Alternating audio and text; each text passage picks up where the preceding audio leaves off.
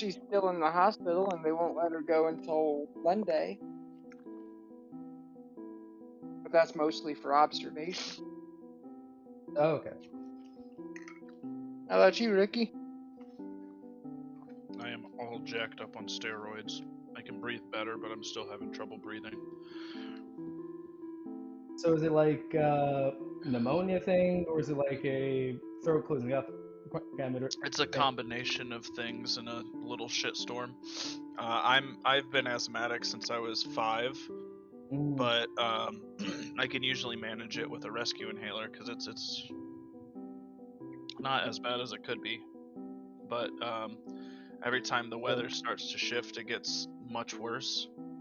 And then on top of that, with allergy season hitting much harder, between like my drainage and my phlegm and things getting into my lungs while also my asthma getting worse, the inhaler just couldn't cut it. So Gotcha. I ended up thinking that I would be fine yesterday, but it started to get worse overnight, and then I ended up being up all night unable to breathe. So I went to convenient care this morning to get it taken care of, and they put me on a nebulizer that made it look like I was smoking out of a bong. You weren't? So that was sweet. I wasn't. No, not this time. So that helped a lot. It made it so I could actually like functionally breathe well enough that I feel like a human being again instead of just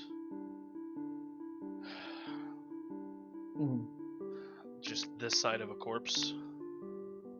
So I didn't get back until almost 2 o'clock, and then I laid down to take a nap. I'm glad I woke up when I did, because my phone died while I was napping. Oh. And I had an alarm set for like 5, and I ended up waking up at, I don't know, 5:30, 6 o'clock. It's like, oh, okay. Just in time, I guess. Well, that sounded like you needed that nap regardless, so. Yeah, I did. I didn't sleep at all. My head hurt because of all the like phlegm, coughing, and stuff like that. And then my chest hurt from struggling to try and draw breath and continue living as a human being. So it was a fun morning. But we're here.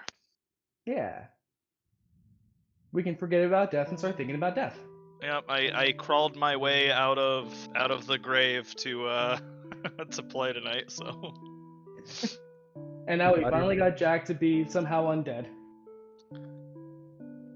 Like the rest of us. Jack has no intentions of ever dying and being brought back. Note that I said intentions. Well, you know, the dying part you could probably have a say in, but the coming back part... Luckily, we have a paladin who probably has Revivify, so I don't have to rely on turtle soup over there. Not for 2 more levels. Oh, really? Yeah. Wow. That's level 9. You gotta rely on the turtle. I'm gonna go buy some emergency Revivify scrolls. Of turtles. That's what all my money is gonna go into. Revivify scrolls to distribute as an emergency measure to everyone but Manu. and then I'm gonna put it in a little glass case, and it's gonna say, "In case of death, please break glass." But there's not gonna be a little hammer, so you're gonna have to punch through it. I don't think mechanics work this way, but I'd love to imagine that in the same way that, you know, you go into a trance to heal up Jack Jr. When you're down like that, Jack Jr. has to get up. Jack Jr. just spends hit dice and heals himself. He's a beautiful humanoid creature, after all. Of course, of course. Mm-hmm. Anyways. I'm not sure what the blackouts are for. Should probably be more concerned about that. Not.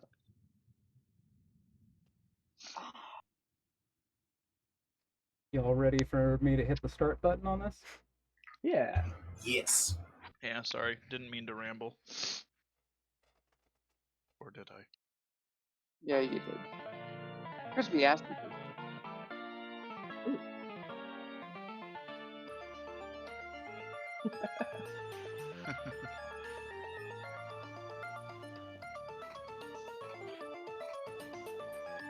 That image of me is mostly beard.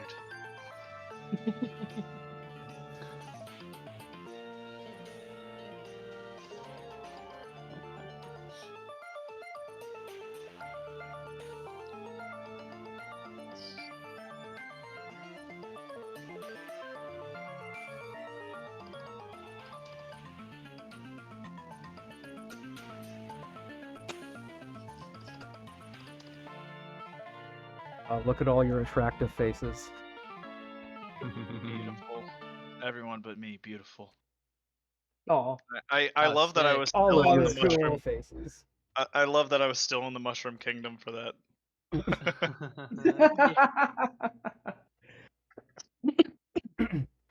Last No, that's time fitting. So we cool. all met.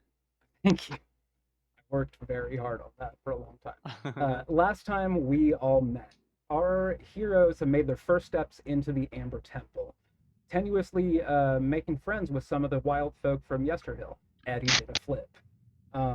As the party was crossing the balcony towards the east wing of the temple, something unseen from within had sent a lethal sneak attack that nearly missed our heroes.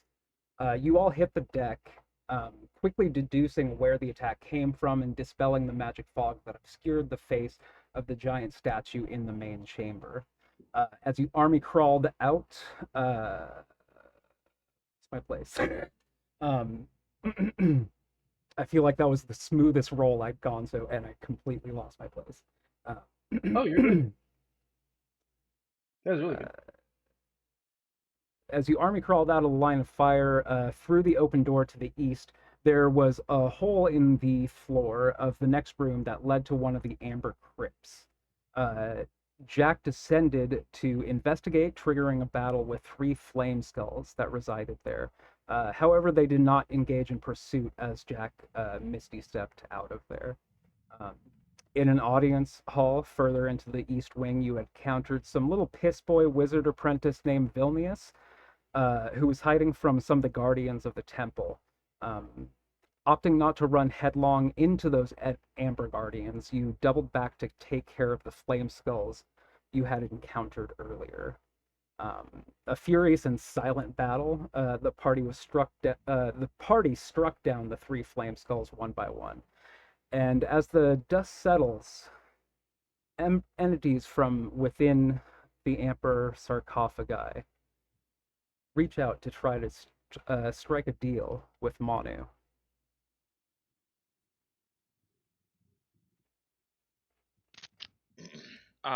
My only minor correction was you said just regular flips, and I believe Stuntman Eddie did some sick ass flips from a technical standpoint. Yeah, I have a note Yeah. of that also. There just wasn't a modifier. I didn't say regular. But Fair enough. incorrect fair by enough. omission. Fair enough. I guess it is implied because it had to do with Stuntman Eddie. Yeah, but I don't think Stuntman Eddie's name was said, so we have to say sick ass flips so people know it was Stuntman Oh, Eddie, that's a good point. right? This is Sorry, I'm accurate. being facetious. I needed the stunt modifier to be clear. I mean, it was a Sick really high backflip, roll. So stunted. it was a really high roll. So you are right to be particular here. How it was like 20 something, right? Yeah, I think it was like 26, somewhere in that Yeah. ballpark realm. It was large. I feel like We just kept multiple adding to people it. blessed and guidance and whatever to boost it even further. It was a sick flip. What can I say? Yeah, but it was all natural. It's just ain't nothing natural about how I came upon these skills. I Manu. genuinely wouldn't be surprised if Stuntman Eddie turned out to be like a warlock via like Devil Went Down to Georgia. You are doing a lot of cracks and pops. That is because I walked into the kitchen for a moment. Mm-hmm. Is I woke up later than I intended, and the tum-tum needs to be fed.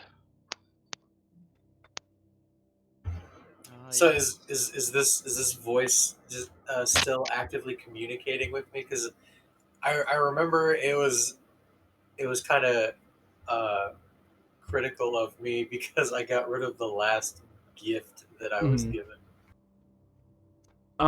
Yeah, and I think there was also like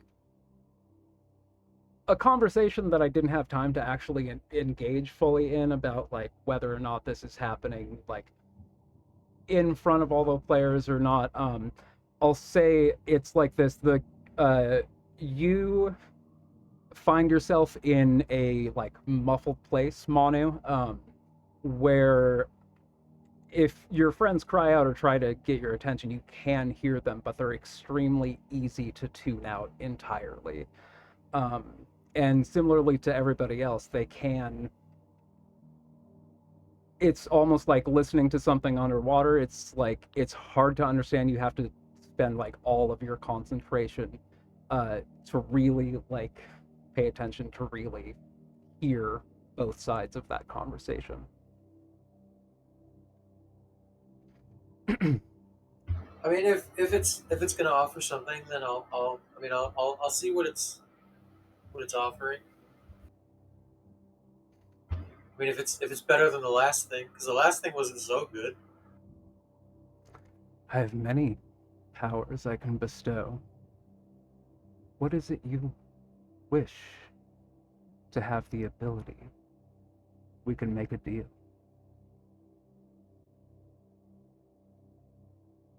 Um, uh, hmm, uh,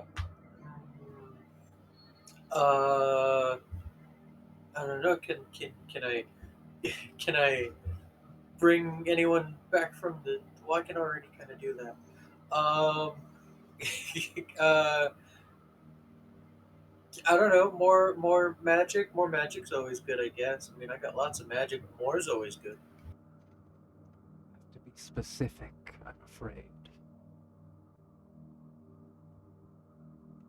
I don't know. Magic that can kill Strahd, or I guess because we're going to his house next.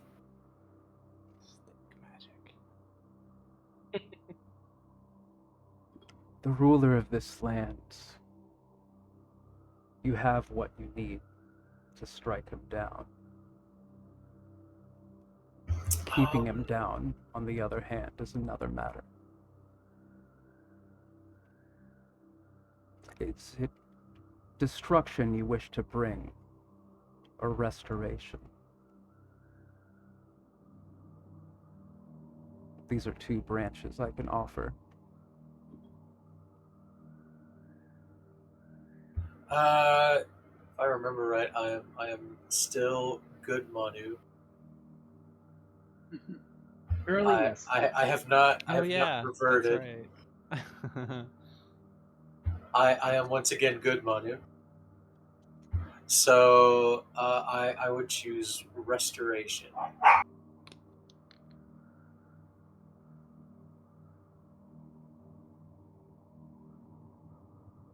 What would you wish to give for such a gift?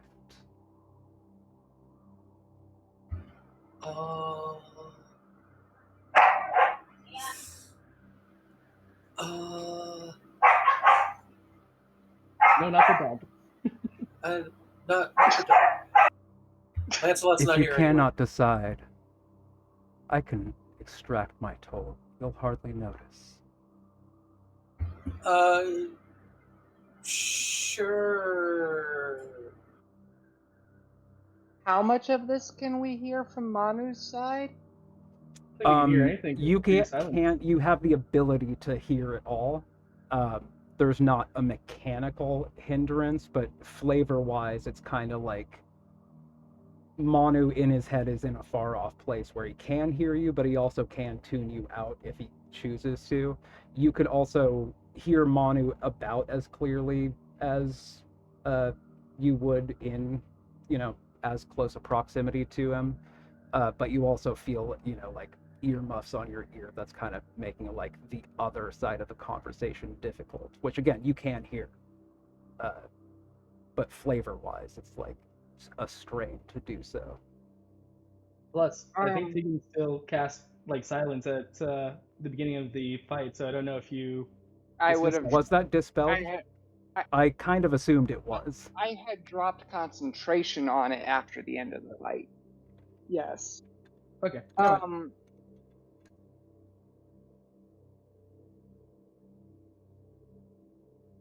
I'm going to actually look over to Stuntman Eddie, and it's like, can you get him away from that real quick?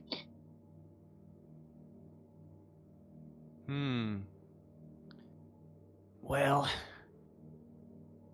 Tegan, as much as I don't want Manu to converse with these beings, it's not like me to stand between a man and his destiny.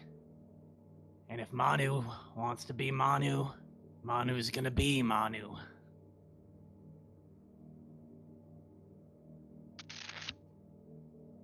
Jack is already heating up a pot for the turtle soup. And through the muffle, I'd hear my name, and I'd just be like, "It's okay, I'm fine." Once again, the voice reaches out. Do we have a deal?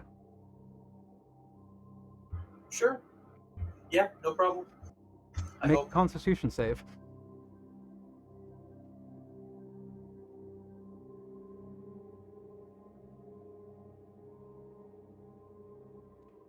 And I think as soon as you say we have a deal, I think Dotari's hand would have come up to try to start doing like a protection from good and evil, but probably still misses a chance before whatever deal is about to happen. I got an 11 total.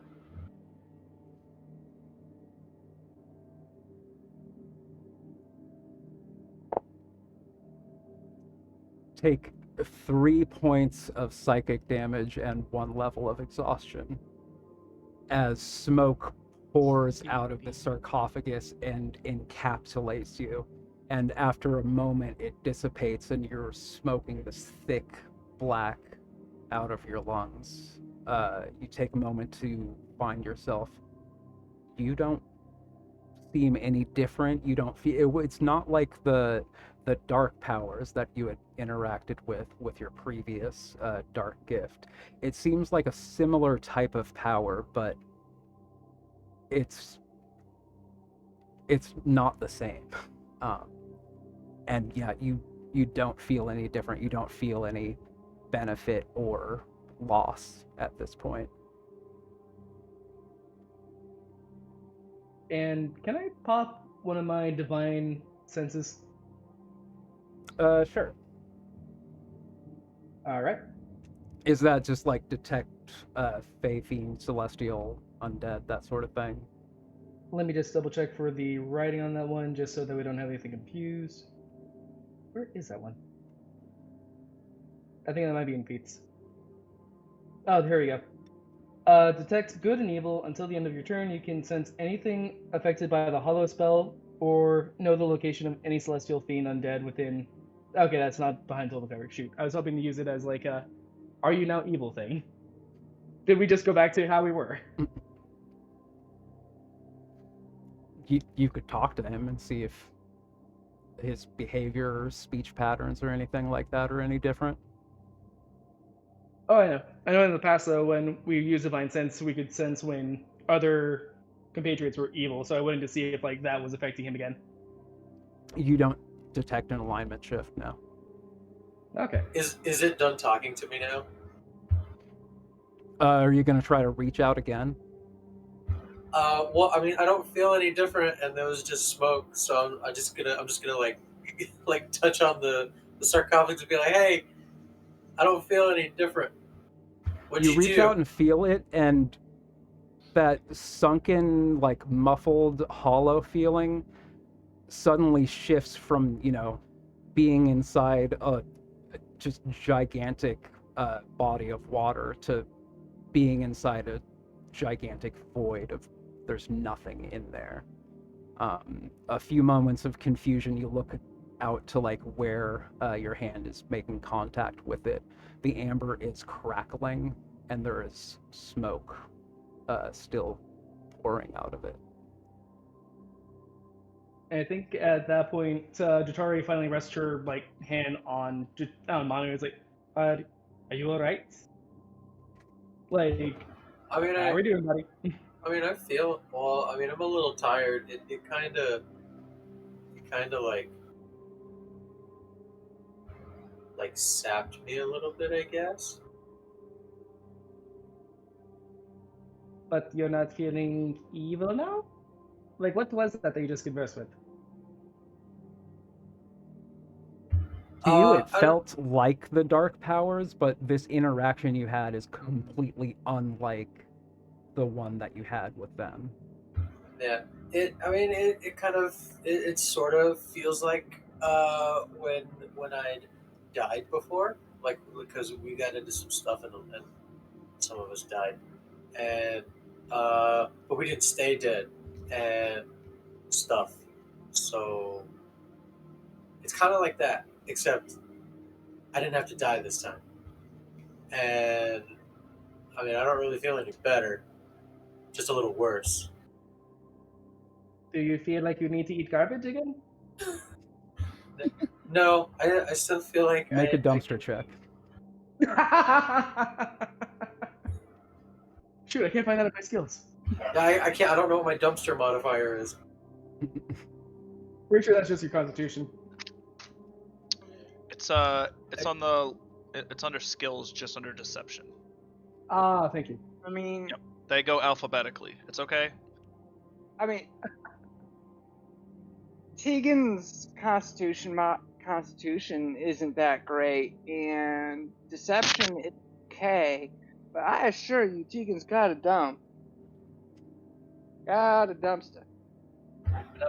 Yeah, I mean, if there's smoke coming out of this thing, I'll try and inhale it and see if that's the ticket.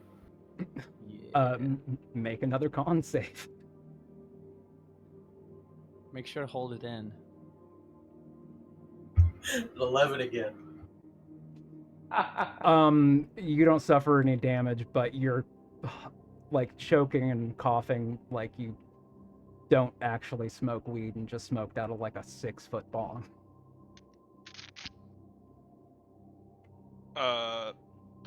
Boiling pot intensifies. By the way, Any minute now. Is that the only cracked amber, or are all the other skulls now cracked? The others do all seem to have cracks in them. But whereas the one Manu was interacting with, the smoke that was escaping, it's all but dissipated. Whereas the other ones just like seem to have kind of this inky black, tendrily, somewhat smoke or fog looking substance, but it's like doesn't behave the same way as like smoke or fog. It doesn't like it's not like there's I mean, I've already started talking about it. You don't have to make an investigation check. Basically, it seems to like be a finite amount that's kind of moving around the cracks in these husks. Is there just a little? You said there was just a little bit left in the one that Manu was inhaling from, like the last. It's all but dissipated basically at this point. Okay, all dissipated or all but? I mean, pick either or. There's okay. Peek behind the DM screen. There's not more interaction to do with that one anymore. Okay. I'm gonna point at the all but dissipated smoke and say to Manu, "You mind if I kill that real quick?" Oh, I mean, yeah. If you want to finish it up, I don't think anything. I mean, yeah. Right. I'm gonna kill that. I don't think it's gonna really bother your lungs anyway. Jotari looks over to see, like, Eddie has lungs? What so. weapon are you smoked trying him to hit away this thing long with? before I ever had this body, baby. I mean, yeah.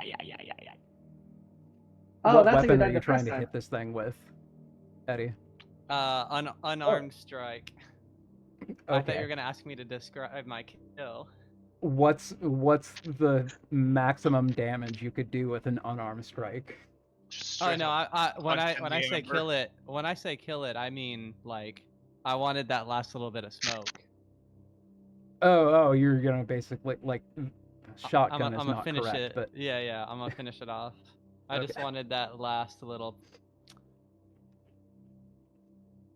It's Like I'm just hitting filter now. it's Like there's nothing left unsatisfying. in me. Yeah. It's like having 1/32 of a fun size Snickers left, just like a little, and you, it's like, Man. that was not worth doing. You know what? That was about as satisfying as every other earthly pleasure ever since I came here. Not. I mean, there are 2 more if you want to try one of those. I mean, I feel a little down, but I mean, overall, I'm not really hurt. Like, see, I'm not cut or anything, and I'm not evil. I promise. Not evil, huh? Well, what more can a bugbear ask for? Nah, I think we should keep on trucking. Yeah, I feel Yeah, like if we want to, we can try to get back here, but I'll pass for now. Thank you very much. Even though I'm the that's one fine. with I the, kind of feel like I got cheated anyway. we'll see. Yeah. I And said I'm I still the one promise. that, huh? I said I promise. I mean, For above the table, I'm record, very interested to see where this whole restoration thing is going to come into play. But Tegan is just giving this absolute look of combined tired and disappointed. Like, I mean, it didn't turn me evil last time. The mirror is what did it. So it's like the whole eating garbage thing is completely unrelated. yeah, and also at the same, uh, Jatori does genuinely look concerned for his well-being.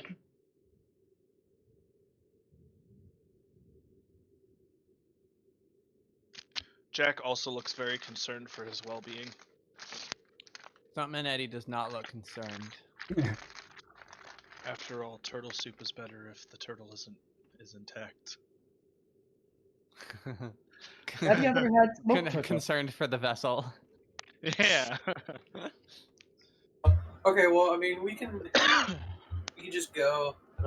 Yeah. I don't think I got anything out of that. I feel like I got a raw deal. We'll see. But yeah, I agree. We can continue on, but still on tabletop. We're still on the splash page. At least I Yeah, am. give me a second. Okay. UTT.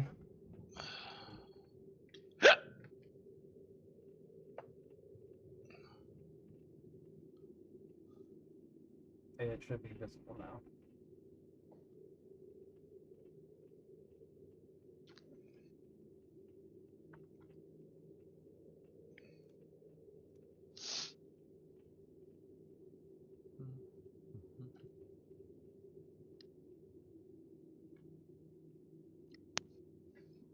Okay, let's go. There's nothing in here. Yeah, we can keep us on rolling and rolling. Rolling down the river.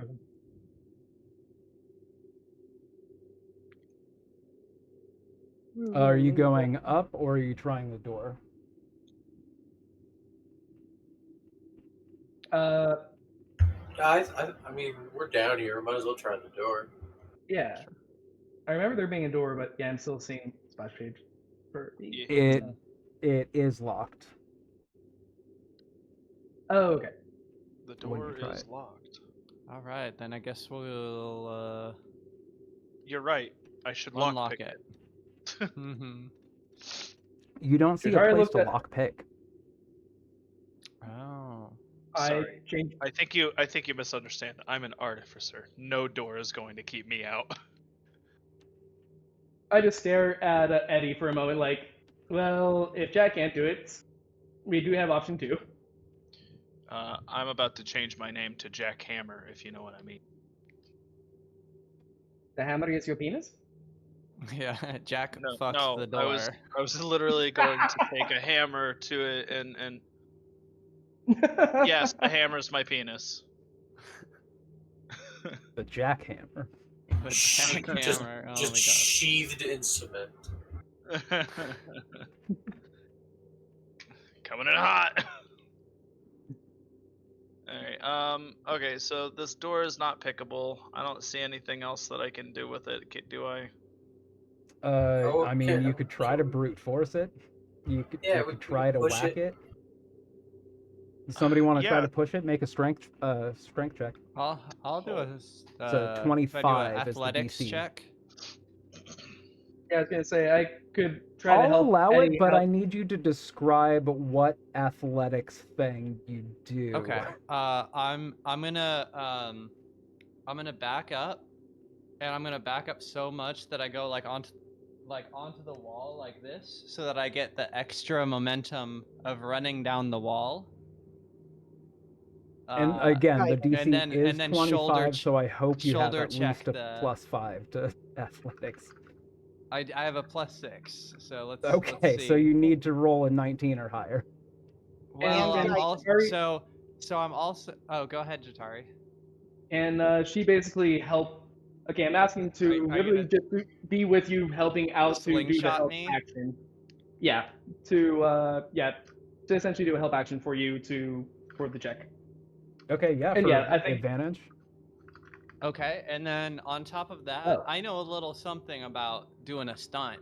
In fact, I would say Sure. that I have knowledge from a past life about doing Sure. stunts. And then so I I'm What does also- gonna- knowledge from a past life do? Give knowledge you like from plus past something? life is a D6. So Yeah.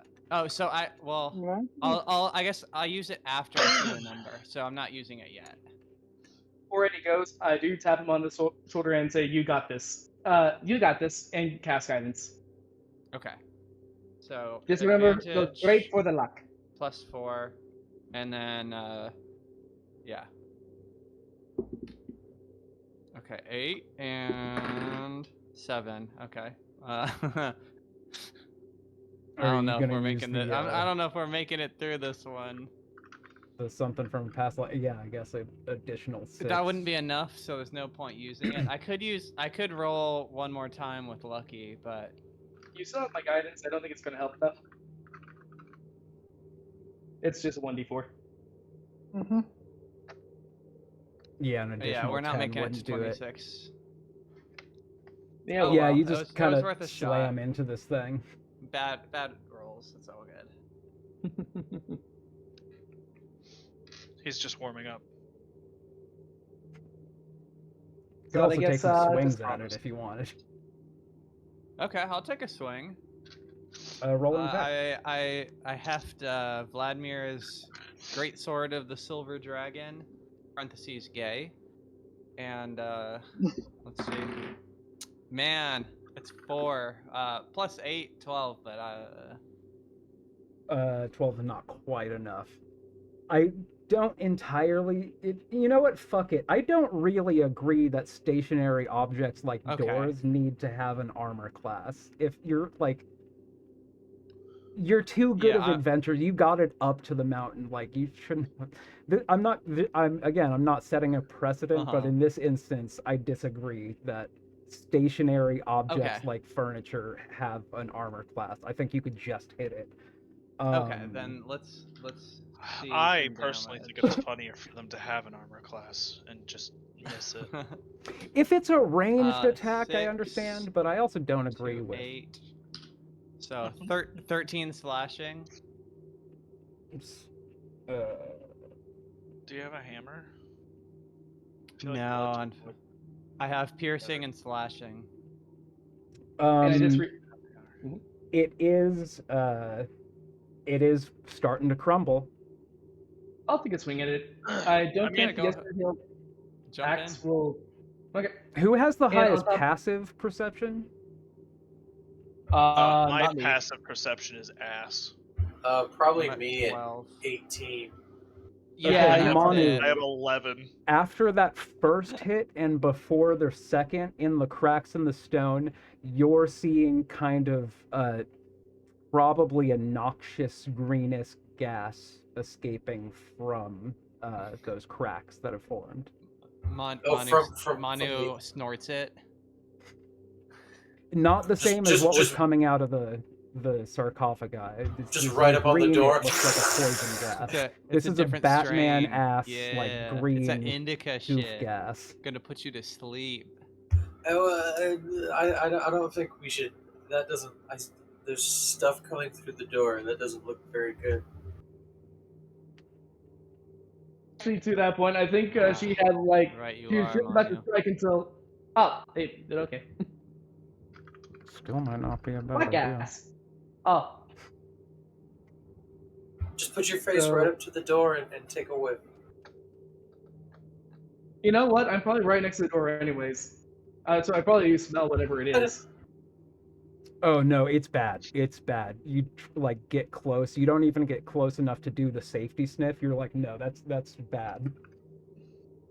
Bad as in like evil, or bad as in like rotten food, or Bad as in not good to be in your lungs and on your body.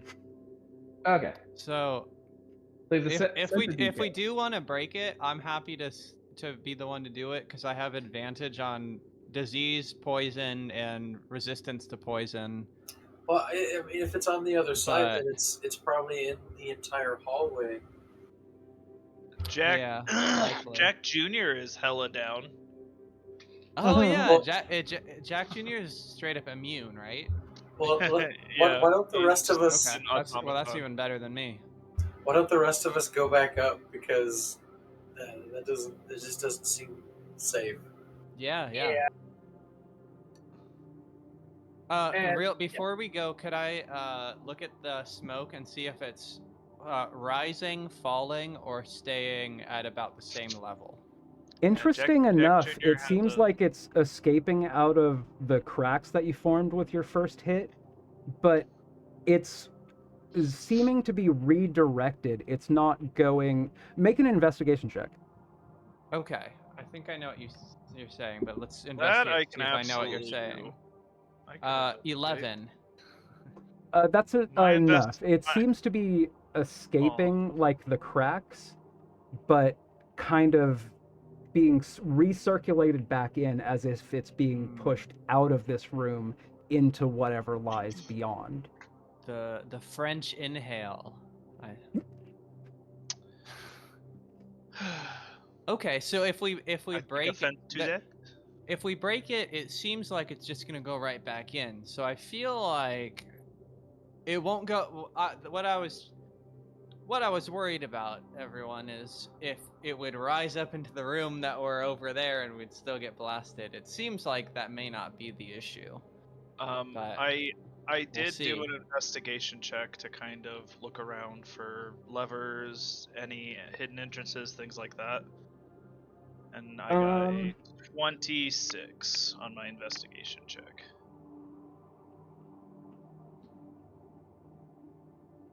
You carefully observe this door. Make an Arcana check also in addition to that.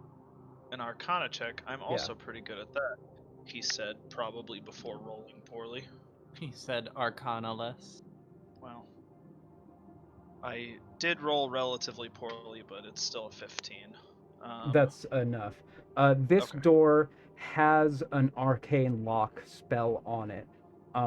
But while this door can be smashed, that's not what the lock is doing. The lock is, if somebody brute forces this door, it's going to essentially lay a trap of, what you could surmise as some sort of poisonous or noxious gas that you see escaping. Okay. What was your first check? Those investigation. My investigation check, it was a 26. Okay. Yeah. I'll say that's enough about that I 18. won't make you roll a different, more accurately related skill check for deducing. It's probably to keep people out, and you would assume that whatever trap response of brute forcing this door is going to be affecting the other side. And to that effect, Tegan, I imagine you're going to be using your senses, your ears particularly, to kind of preview what you might be able to hear and surmise of what's on the other side. Make a perception check to do that. Want like a 10? Did you? Okay. Remembering where everything is in tabletop. Scrolling down, scrolling down, scrolling down.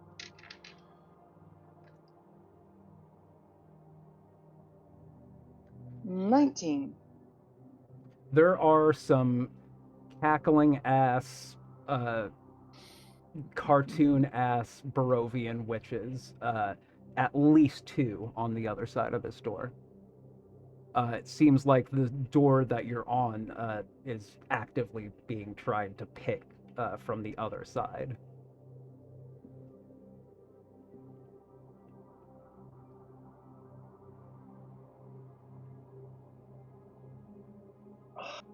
Hold on, I want to double check that I can do something. Okay. It is not a wizard spell. But a creature within range.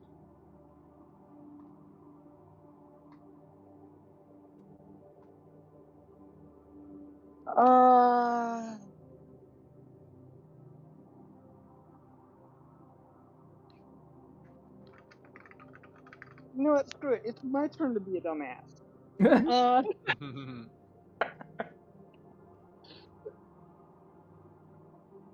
I cast. I point my finger to the other side of the door, to where I know the witches are, and I cast message.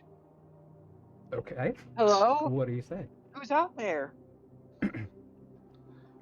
Hello from the other side. Exactly. Is anybody out there? A moment passes. It's like, is that a vestige? Is that a vestige? I thought I had to. I've been trying to get in. Can you offer me a gift? I don't know why I'm doing. Reese Darby is the voice I was doing just now. But the witches are not Barovian witches, they're New Zealand witches. They're New Zealand witches.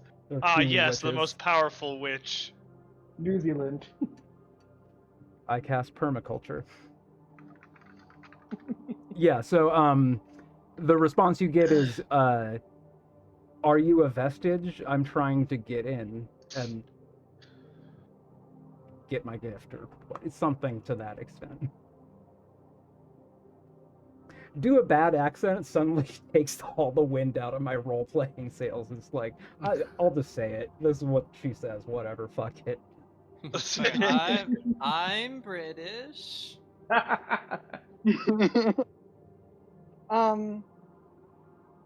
Hello there. Message again. I'm trying to think of how I want to phrase this. We are trapped in a room with broken sarcophagi.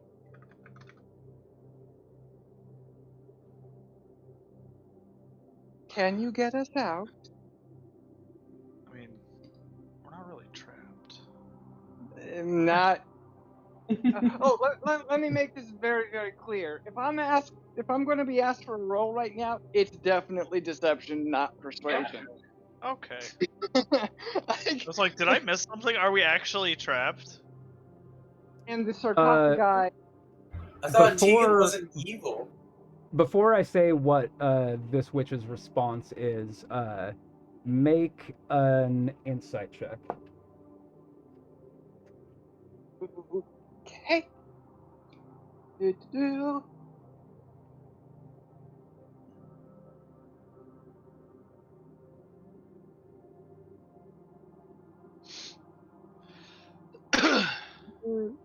There it is. Dirty 20. She rolled a 4. So I have a +4. she is unable to conceal that. Oh, we'll get you out. We'll get you out of there. She is not able to say that in a sincere sounding way. Sounds like you're coming out of there dead, is her plan.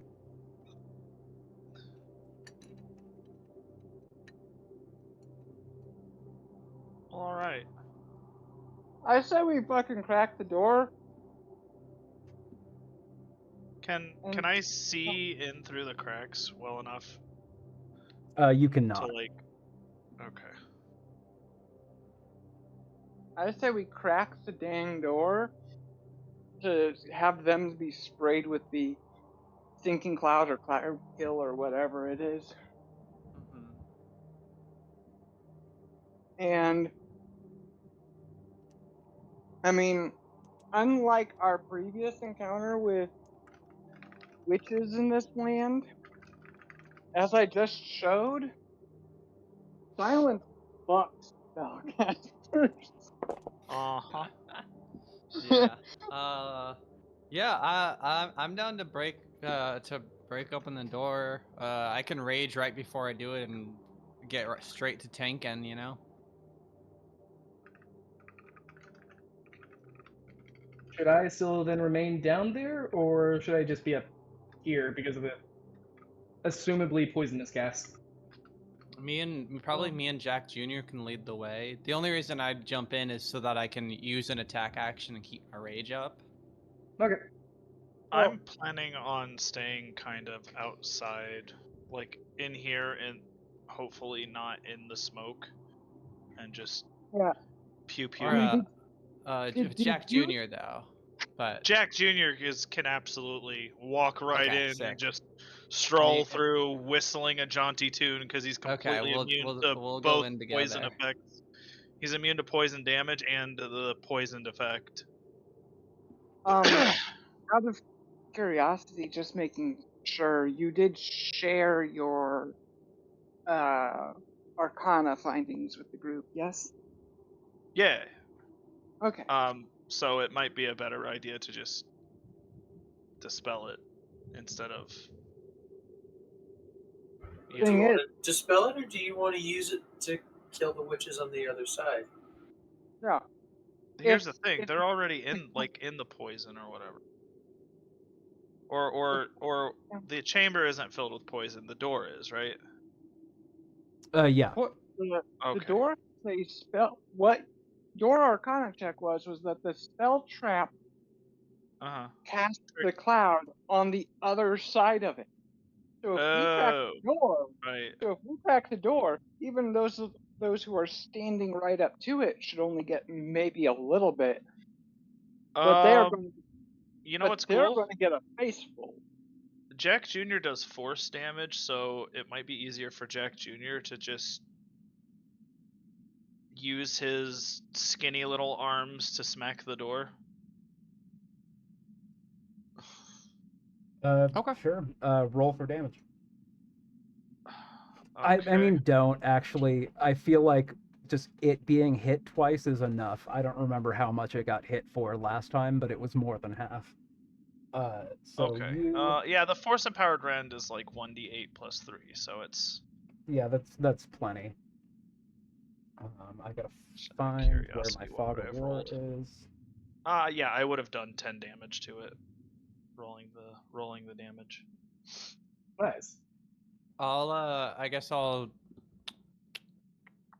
Yeah, step back. Rage at the same time. I mean, you could just step back. I'll just step back. Because Jack is immune to it. Jack Jr. is immune to it. Jack is very much not. Jack is also kind of like stroking out for a minute as Jack Jr. stands in poison.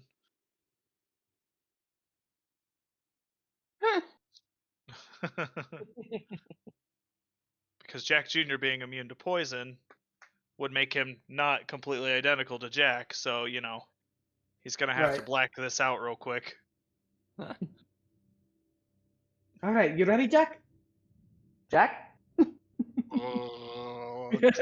Drool in the corner of his mouth. Yep. He was like mid-sentence too. He was like, "Wait, Jack Jr., what do you do?" Yeah. So, these two witches and these two brooms, 17 and 16. So these four are in the range. I already rolled the die 7, 5, 6, 8. 8, 9, 10, 11, 12, 14, brooms 15, 16, even 17, care about 18, whatever damage? 19, 20, 21, 22, 23, 24. Yeah, that's more than enough. So instantly a cloud of, let me make a drawing, I guess.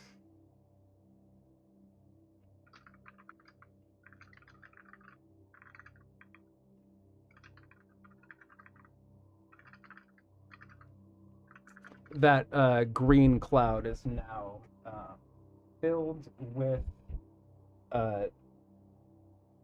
necrotic gas. Necrotic. That's something I don't think Jack Jr. is immune to. No. And neither is Eddie, if I'm guessing. Neither is Schnetty. I should have raged. I mean, I did recommend you back up. Yeah, I think I'll be okay if it's. Oh shit. I mean, at the same time, it is only on that side of the door. Yeah. I'm seeing them die and us not die, so I think we. Are we not on the splash page anymore? No, you're in Amber Temple. If you go to the High Fantasy, Amber Temple does show now. There we go. Does anyone have Gust of Wind? I do. Yeah. The Tempest Cleric must. Okay, just to be clear, you put Jack up there, and it is definitely Jack Jr. up there. Yeah, and I'm guessing that Esmeralda is probably up here as well with us. Esmeralda and Casimir are still up top. Okay. Because they were part of the rope holding. So is Manu pushing that forward? Yeah, I'll if I gotta get into position, Jack Jr. will have to move so I don't probably kill him. Because I care about that now. Wait, Manu's acting different ever since he inhaled that gas. He gives a shit. What the hell? So, when Jack Jr. moves out of the way, I'll cast Gust of Wind to see if that can clear that out. Could you read that for me? The effects of that spell? It is a line of strong wind, 60 feet long and 10 feet wide. It says the gust disperses gases or vapor, and it extinguishes candles, torches, and similar unprotected flames in the area. Yeah, you move this cloud forward, and as it does, you see the two brooms and two witches just kind of fall, just disintegrated into ash and bone and dust. And as it passes the other witch with her broom, those also disintegrate into dust. And then what's you cackling about now? It continues down the hall and kind of dissipates. Very nice. And then I'll stop casting gust of wind because that's a concentration spell. So I'll just break my concentration. Okay. And then I'm gonna, if y'all don't mind, I'm gonna bust in there and start charging down the hallway. I'm going to be asking Jack, hey, if we find another one of these, do you think there's a way to do the whole our school had a running joke about adventurers using various types of special doors as tower shields. Now usually the joke is with an anti-magic door as like an ultimate tower shield. You get a thoughtful look, and then you son of a bitch, I'm in. And then you start seeing Jatari like perk up at the idea of having an upgraded shield. Like, yeah, how do we dehinge this while keeping the magic intact so that when somebody tries to attack you, they hit the shield and get blasted? Yeah. I'm sorry if I've misunderstood what you're trying to say, but the door that just triggered the noxious smoke to go into the hall, that was destroyed in the process of... It's for if we find another one. If we find another one was what she was saying. We can take it off the hinges and use it as our own cloud spewing noxious shield. Something like a shield. Lethal defensive airbag. Like instead of protecting your face in a vehicle, protecting your whole body in an onslaught. Yep. Oh please, they're windbags. Exactly. I look forward to like Jatari hitting her own shield too, being like, "All right, Jatari has a new breath weapon." Okay. Jatari used halitosis. Well, it looks all clear. I guess they're dead. I'll charging in. Turtles first. Never mind. Turtles first. I'll stop whenever we see something. The walls and ceiling of this great hall are coated in amber that glistens like fresh honey. Dust covers the black marble floor, and to the north the hall has collapsed, leaving a wall of rubble. There are many amber doors that lead from this hall. Standing in front of the south are it was gonna say the witches that you've already killed, so they're just dust. Actually, speaking of the witches, I do like stop to see if there was anything of note left on them. Is there? They are dust. They are just dust. Okay. And there are 3 doors along this wall. Yeah. Oh.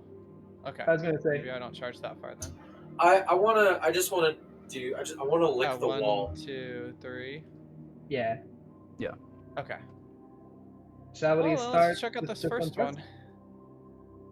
Mono wanted to. Did you say lick the wall? Yeah, I want to lick the wall just because you said it looks like honey. Is that right? Make a nasty freak check. It's like an intrusive thought. It's like the schnozberries taste like dick, Roald Dahl. You are acting exactly like one of my special needs children, just so you know. My special needs first grader has trouble being in dance and drama because there's a full-length mirror and he likes to lick it. I was a kid, I was a my parents called me termite because I used to eat the whole house. Like every windowsill, every corner. I needed that enrichment. Get your fiber in. Can you please give us a COVID check? As you check this door, that you pointed out, this one here, please let me check it. My investigation. It is also locked. I will walk along the hallway with, like, basically hand to the wall distance, but not actually touching the wall. Just walk along to try and see if I tremor sense anything on the other side of the doors. And then looking at when I get to the point between door 2 and door 3, and I can see the grand hall off to the left, is the geometrics. It only makes sense for me to be that to be the statue that was shooting at us earlier. Is that correct? Yeah, this is the statue is tall enough to kind of span 2 floors. So kind of from the bust up, it was peering over the kind of bridge that's like here you walked past. And so yeah, this is now, since you went down through the hole in the floor into that vault and then out the door, you're down now on the lower level. So this is more like the feet area of that statue. I mean, the whole point of us going down the hall was to try and find a way around that statue, so... Yeah, and I'm assuming part of what you're getting at is you maybe don't want to go so far out of the hall to want to make a stealth check to see if you're seen. What was the issue with it's been a long time. What was the issue with the statue? Was it like y'all almost got hit by a lethal attack that you surmised came from the face of that statue? Ah, see, I forgot about that. Yeah, it almost JFK'd someone. Yep. But I was actually more concerned with Amber Knoll. If we continue to explore while leaving our because yes, we know that they are NPCs, but in character, Esmeralda and Casimir aren't actually all that different to us from like Jack, who we've also picked up in this. So they're part of the crew, and I don't want to leave them behind. Oh, speaking of which, I think I gave Casimir's control to Scout and Esmeralda's control to Brooke. Okay. So Casimir, get over here. And a lot of their character sheets works and have most of their actions, but you might want to go to their actual. I think I posted a link of those to get like their full spell lists and stuff like that. I can look them up real quick and repost them. Here, I can search. Let me. Don't worry about it. If I can't find it, I'll let you know. Okay.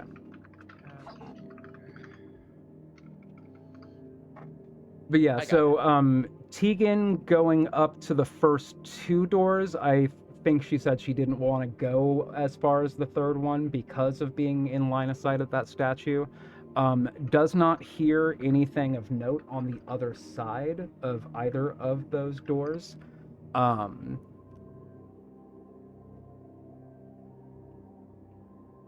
And I feel like there was somebody else that was trying. I'm trying to be better about listening to. I feel like I re-listened to the last episode, and Tegan was trying to do something or figure something out, and Brooke asked me like 3 times over the course of 90 minutes before I actually answered that question. So there was a second thing besides Tegan listening at the doors. Was it somebody?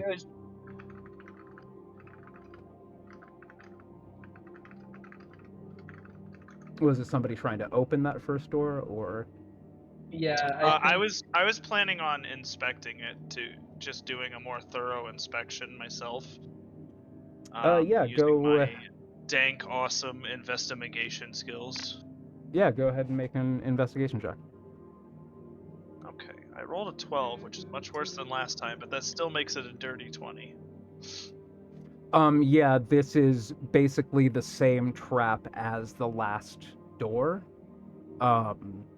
It's a pretty good guess that if you spring this one, you're gonna get got by what got the witches. Okay. I open the door from the other side. Okay. Joke's on us. There are witches on the other side of that door. No, Tegan did not I mean, maybe she hadn't had a chance to say one way or another, but I could say that Tegan didn't hear anything in those first 2 doors. Yeah. At this point, I found another door, so, and it's trapped similarly to the last one. So I'm gonna try and take it off its hinges. Can I mean, I have, like, masonry tools and stuff. Oh, I am moving away. Actually, would it be better this way or this way? Back in the whatchamacallit room. No, I think I'm safe right there. Technically. Yeah, what kind of check do you want to make, Jack? I was thinking just like a masonry tools check. Because I mean, I have masonry tools and the. Okay. You are going to want a 25. Can you make that? Depends on what stat you're making me use for masonry tools. Before Jatari runs, to make an argument, I'm thinking dexterity or maybe intelligence. I would love to use intelligence if you'll allow me. Sure. Just basically trying to find the exact right spots to hit where I'm dislodging the door, but also not triggering the trap. That feels like an intelligence and thing. Again, Jack might want to tell his fellow party that, like, if I do not make... if I make a 24 or lower, you need to get the fuck out of where this is. He's already waving them back. Back up, let me concentrate. Yeah. Jack Jr. is going to be right there, though. And can Jack Jr. give me the help action on this? Sure, for advantage. Yeah. And then, Jatari does. Made Zaldin lets you on your merry way and gets the fuck out, basically giving you guidance. Cool, I'll take it. What am I at? So that's +8 with advantage, plus 1d4. Let me find what my current bardic inspiration is. My current bardic inspiration is a D8. Yeah. Is a D8, and I have one use left, and you're getting it. I don't think I need it actually. So that is I didn't know that when I gave it to you. Yes, with guidance, that is a 28. Okay, that's over a 25. Correct, and I still also had Flash of Genius to give me just a flat +5 if I needed it. I will say you are able to detach this door from its frame, like from the very hinges, in essence, without either triggering or disarming the trap in the arcane lock. It is it is a 3 foot by 5 foot by 1 foot 800 or 900 pound monolith of stone. Oh yeah, no, I'm not like, I'm getting it like detached or whatever, but I'm still like leaving it standing up because there is 0 chance I can move this thing. If you get some sort of fulcrum or other sort of simple tools, you could open that door, move it out of the way, but you're not going to be at very least not stealthily trugging this around the temple. I have the simplest of tools. His name is Jack Jr. Okay. He is my fulcrum. Fair enough. He's literally just like holding his arm out like a crowbar. Yeah, are you just trying to crack the door open, or are you trying to leave it there for later? What are you trying to do with it? Slide it sideways like a barn door? Yeah, I'm probably going to have one of our strength-oriented party members, or both strength-oriented party members, gesture for them to over. Hello. It's safe now. I have succeeded in extracting the door. I need somebody with a little more brawn than brains to take this door for me. I mean, it seems to be made out of marble, not bronze. But sure, we can get this done. It's made out of amber, actually. Don't Andrew. worry, Jack. Don't worry, Jack. Me and Jatari have two little brains for the both of us. Ugh, And do the don't I laugh. know it? It's all right. It is. Let's call It's it endearing. all right. It's endearing. Now, All right, let's I get this. cannot stress this enough. I played a show endearing once. Do not drop this door. We might all die if you do. Uh-huh. And right. Do we make a check for this, or He how do is. you want to do He is going to lift up Jack Jr. and pry it out for you guys and pray. While all of that was going on and moving forth, I'm going to be ritual casting Detect Magic. It will be because I plan to try and sneak up to the statue with Detect Magic. When I'm done casting that, which takes 10 minutes. I am going to cast resistance on myself in case I am caught in whatever ends up happening. I'd say that those checks were well sufficient. That, like, I'm glad you're role-playing apprehension and fear, but you are able to make your way into this room. This room has amber glazed walls, a blue marble floor, and 3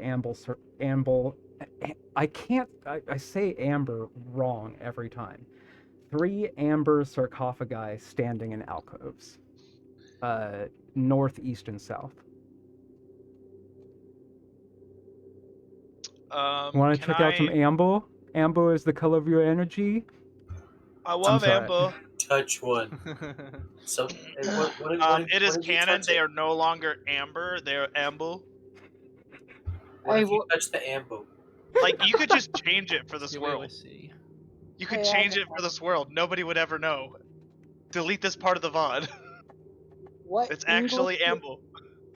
What English word does almost every American college student pronounce wrong? Wrong. Yep, I don't know which one. Is it the word wrong? Wrong. It's literally, yeah. What word do you pronounce as wrong? Wrong. Okay, I understand the play joke. on words. At first I was like, have I been saying that wrong this whole time? Well, yes, I have. It just took me a while to get the joke. It's not yes. My brain just moves the slow. wrong way. So yeah, I would love to advance, and I'd like to kind of check for traps as. Oh, never mind. Jotari's already in there. Yeah. I guess Jotari's checking for traps with her body. From out in the hall, you just hear touch one, see if it does anything. And if it does, so I'm just gonna kind of investigate the room. If that's cool, just to see if there are A, any traps, or B, any hidden thingamajigs, whether they be like hidden doors, hidden switches, things of that nature. Hidden? Wait. The noteworthy things in this room are the sarcophagi. Without making you roll a die, you kind of roll a. I can't make fucking words happen right now. You kind of just like make a pass, like scanning the room, and there's not hidden magic stuff like that. It is kind of the sarcophagus. The sarcophagi are the main attraction here. And are there skulls in these ones as well, or no?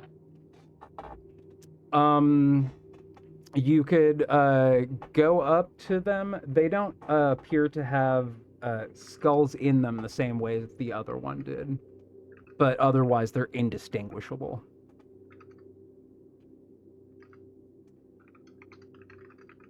Okay. Out of sheer curiosity, I think Jotari does poke one to see if, like, that starts doing anything. Which one? Out of curiosity. The one to the top. One to the north? Yeah. Like, does that actually start doing the thing that everyone else was saying was happening? Yeah. You hear a voice reach out to you. It says, I'm Savnok.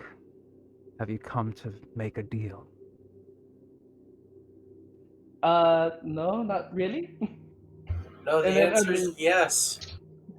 I think at that point, like she was expecting to see a skull first, like if it was going to work or not. Immediately after realizing it does, she like jumps back and like, oh, okay, so it does. I kind of freaked out by having something like speak to her in her own head again. It's like, okay. Don't be And scared, the just say yes. connection doesn't last when you're not in physical contact with it. And she backs up. I mean, if you want me to, I'll do it again. Be my guest. And just like gestures over. Hey, Manu. Uh-huh. How about this? There seem to be many chambers here. Do you want me to touch all of them? Well, I'm thinking actually, maybe there's some way to find out what you might be able to get from which one. And that way you don't have to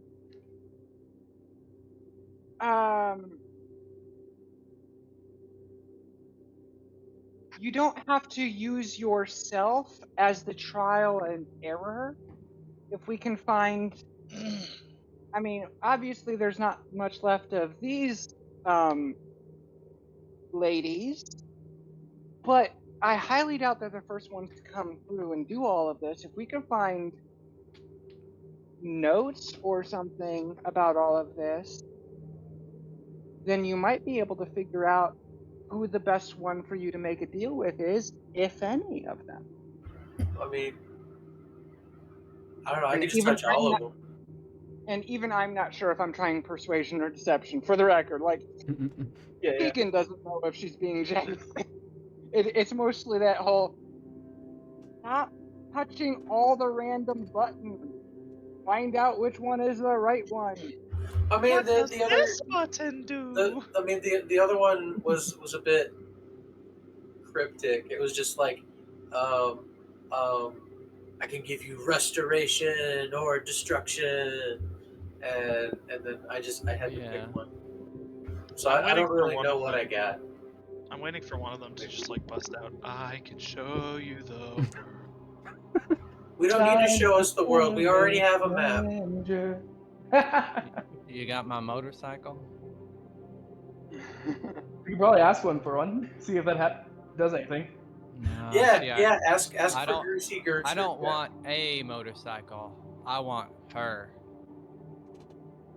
The motorcycle, the only bike that's ever made me feel like I was alive.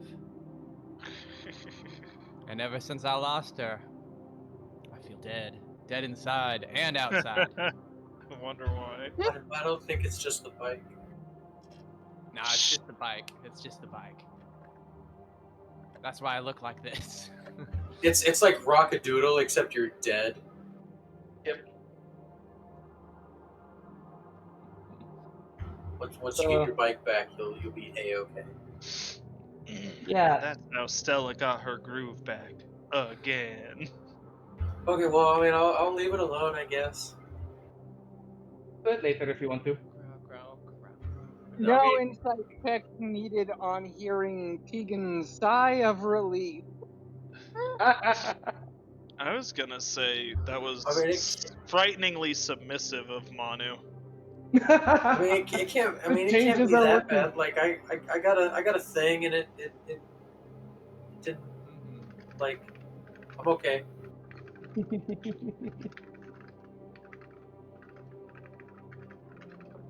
So, two other sarcophagi, one other door, two other doors, but one other door before you get into a line of sight of that offensive statue. This thing right here? Oh, actually, before we go on, what was the name of that sarcophagus I was chatting with?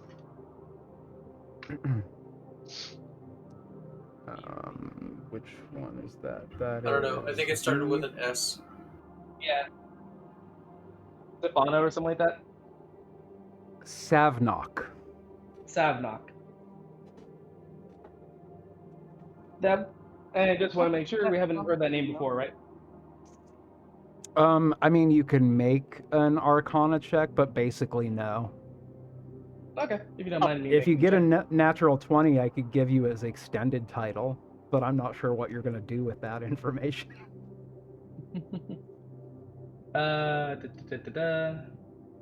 Arcana, -1. Oh boy. 2. That checks. You're not gonna believe this. I actually rolled a nat 20 on my Arcana check.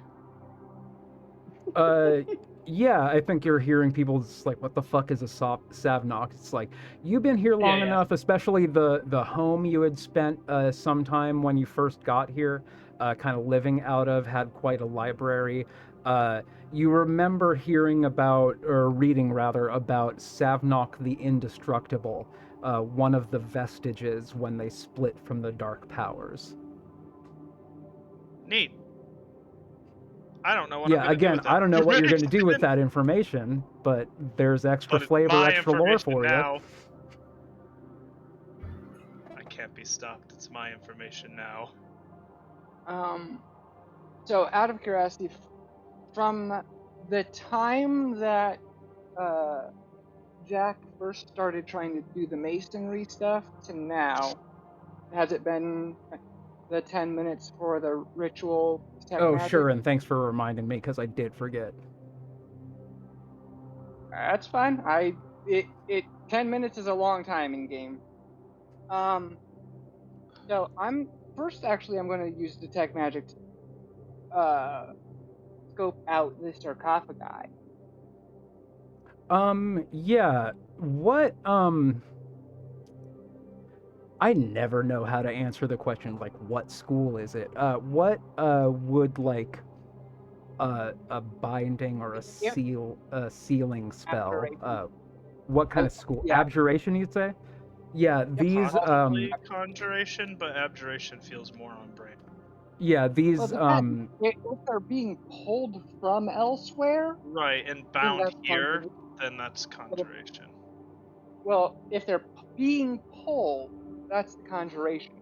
If they are already been pulled here by a conjuration and now they're trapped here, that's an abjuration. So yeah, these sarcophagi are deeply imbued with a pretty powerful abjuration magic. Okay. Okay, so something's just... It seems sealed. like whoever was, like, you know, putting in work at this, you know, Amber Order of Wizards was hell-bent on keeping these entities trapped in here. One could also probably deduce that the one who struck a deal with Manu is no longer trapped. Joy.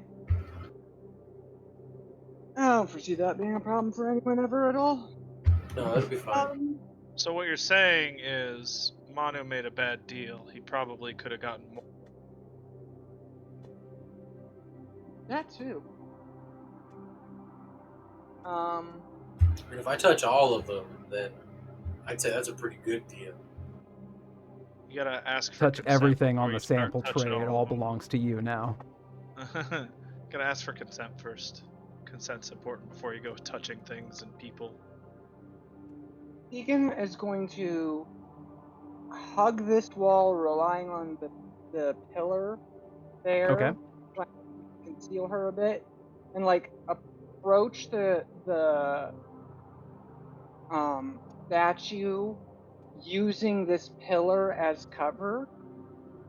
I will make you make a stealth check, but with that brilliant use of basic geometry, I will make that check pretty low. Let's say an 8 you want to beat, or meet or beat an 8 on a stealth check. Alright. +0. Let's see. Let's do this. Wow, I did it! Nice. So, yeah. I'm imagining you're using your ears, basically, to try to get a sense of if there's life up in there, what kind, maybe? I'm doing the ears, but, like, I don't know that there's anything This place seems very, very, very heavily trapped. I don't necessarily know that it's any kind of. That would be a good guess that it's an automated sort of thing. But Right. with your ears, there is breathing in there. Doesn't exactly sound humanoid, maybe like a fox or something, which confuses the shit out of you. But some sort of mammalian, kind of fur-coated, something kind of breathing and sort of a rapid pace, as if somebody a little bit paranoid and on edge.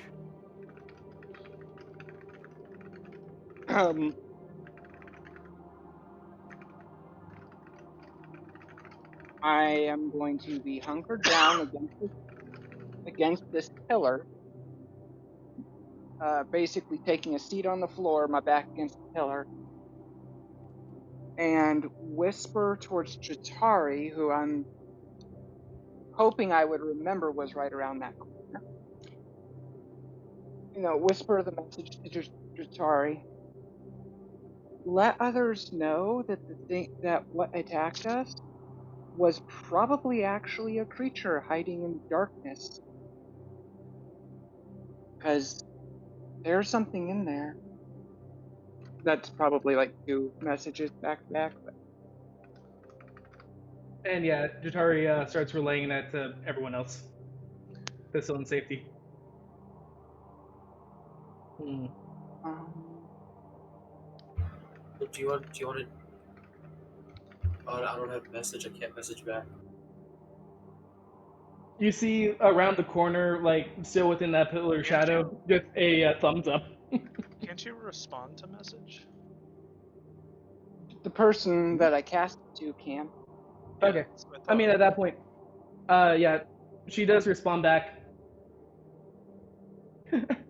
Sidewalk, is that you? No, just yeah. Oh, okay, can do. She, I think she does have that little paranoia bit come up with like, oh shit, is Sidewalk still in my head again? When she starts hearing voices, but yeah, she still relays that to everyone else. And I think at that point, she does convey back on that message like, should I try to command it to flee? Flee or like drop or something like that?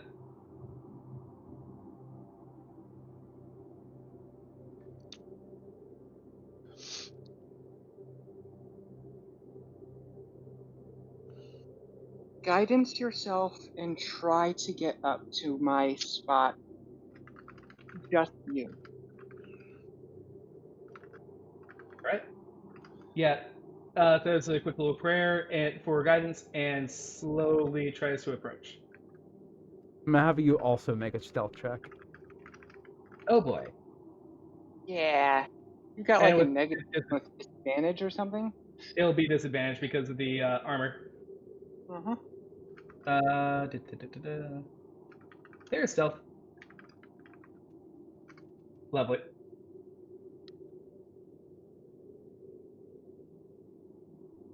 Wow, 2 2s back to back. 2 2s. To be fair, that's actually because you have a stealth of +1, so that was a nat 1. Oh, yeah, you're right. So with advantage, you got 2 nat 1s? Disadvantage. Yeah, because I'm wearing armor. Okay. Right. So, yeah.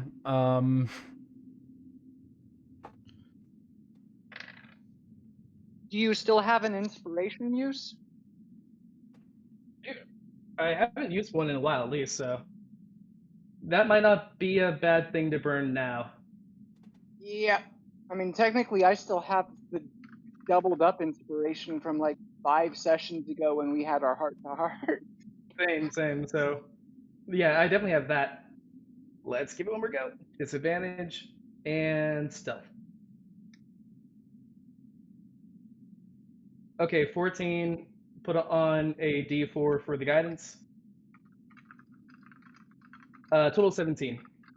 Okay, that's enough to I was gonna have to roll a lot of dice.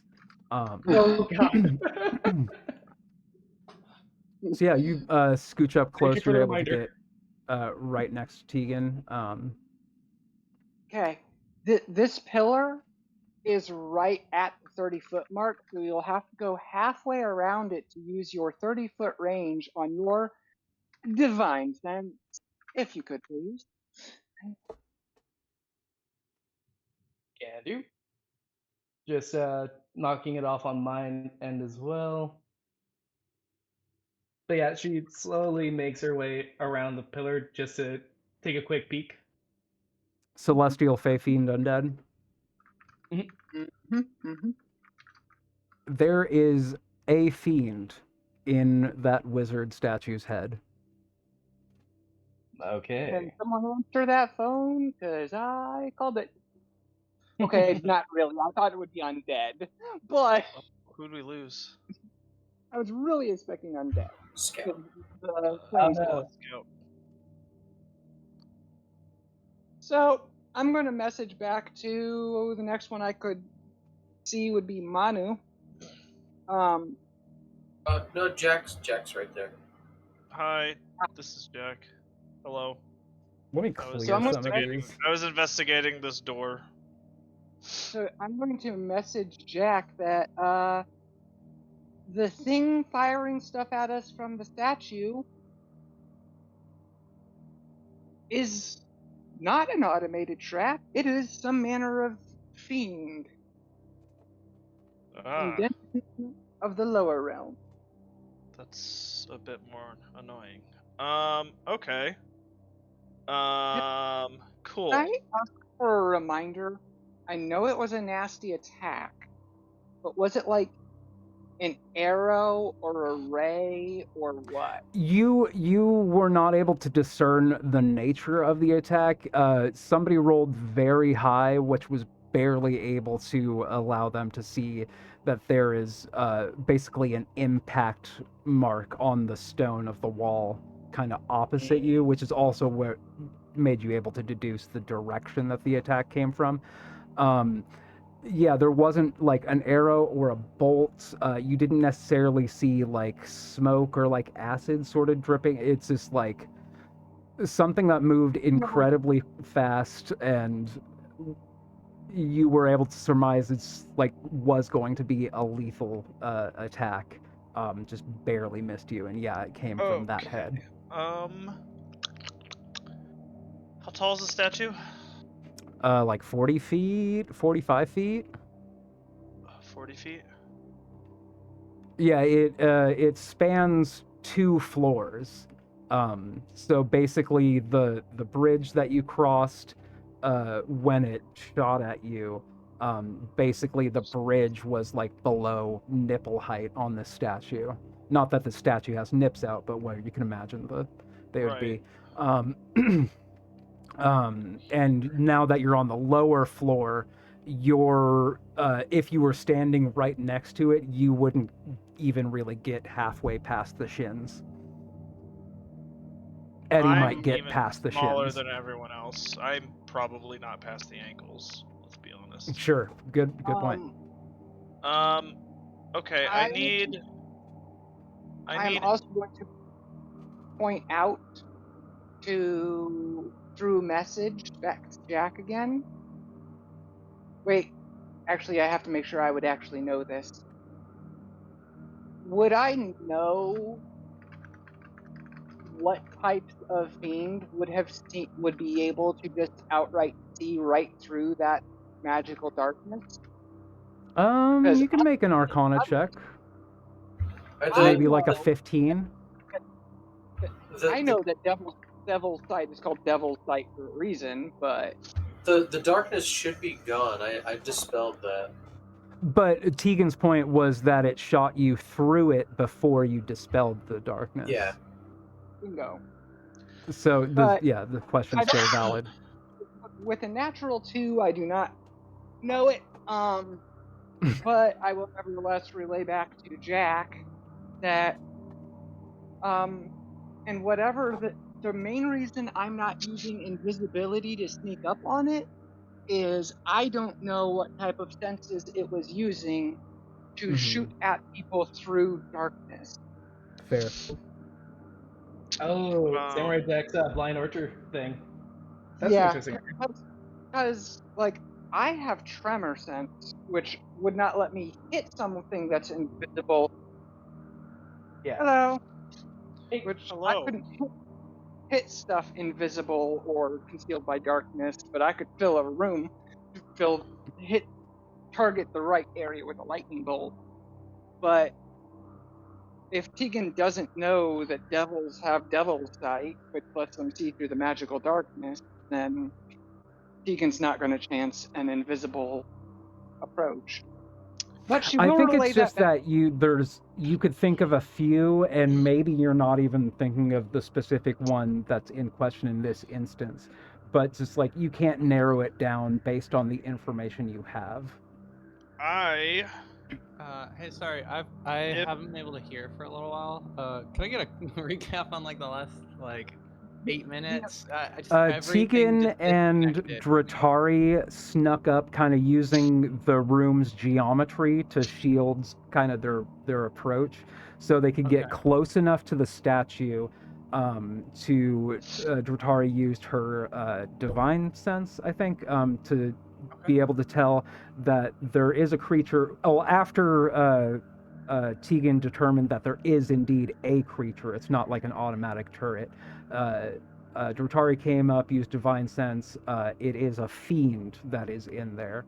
And then Tegan was asking if she would know specifically what type of fiend would be able to see through like the magical darkness that you had dispelled after it had made its attack the session before.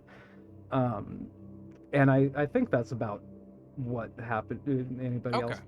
I might have forgot. My brain is trash, but that's about what happened the last 8 minutes. Correct. Okay. Thank you. And not that the only other stuff is that me constantly mentioning that yes, I am using message to relay everything back. Yeah. Okay. So what I would like to do is I would like Eddie to move up to me. Awesome. I'm gonna vortex warp you onto the statue's head. And before we do, is there?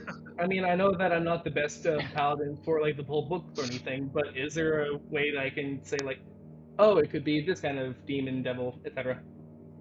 I mean, you could also make either an Arcana or maybe a Religion check. I think they're the same level. Actually, no, Arcana. Yeah, Religion doesn't make sense in this instance. Okay. And let's see what happens.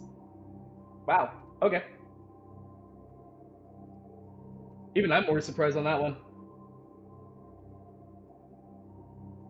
You rolled lower. Oh no, 14. Oh, sorry, I'm looking entirely at table flop here.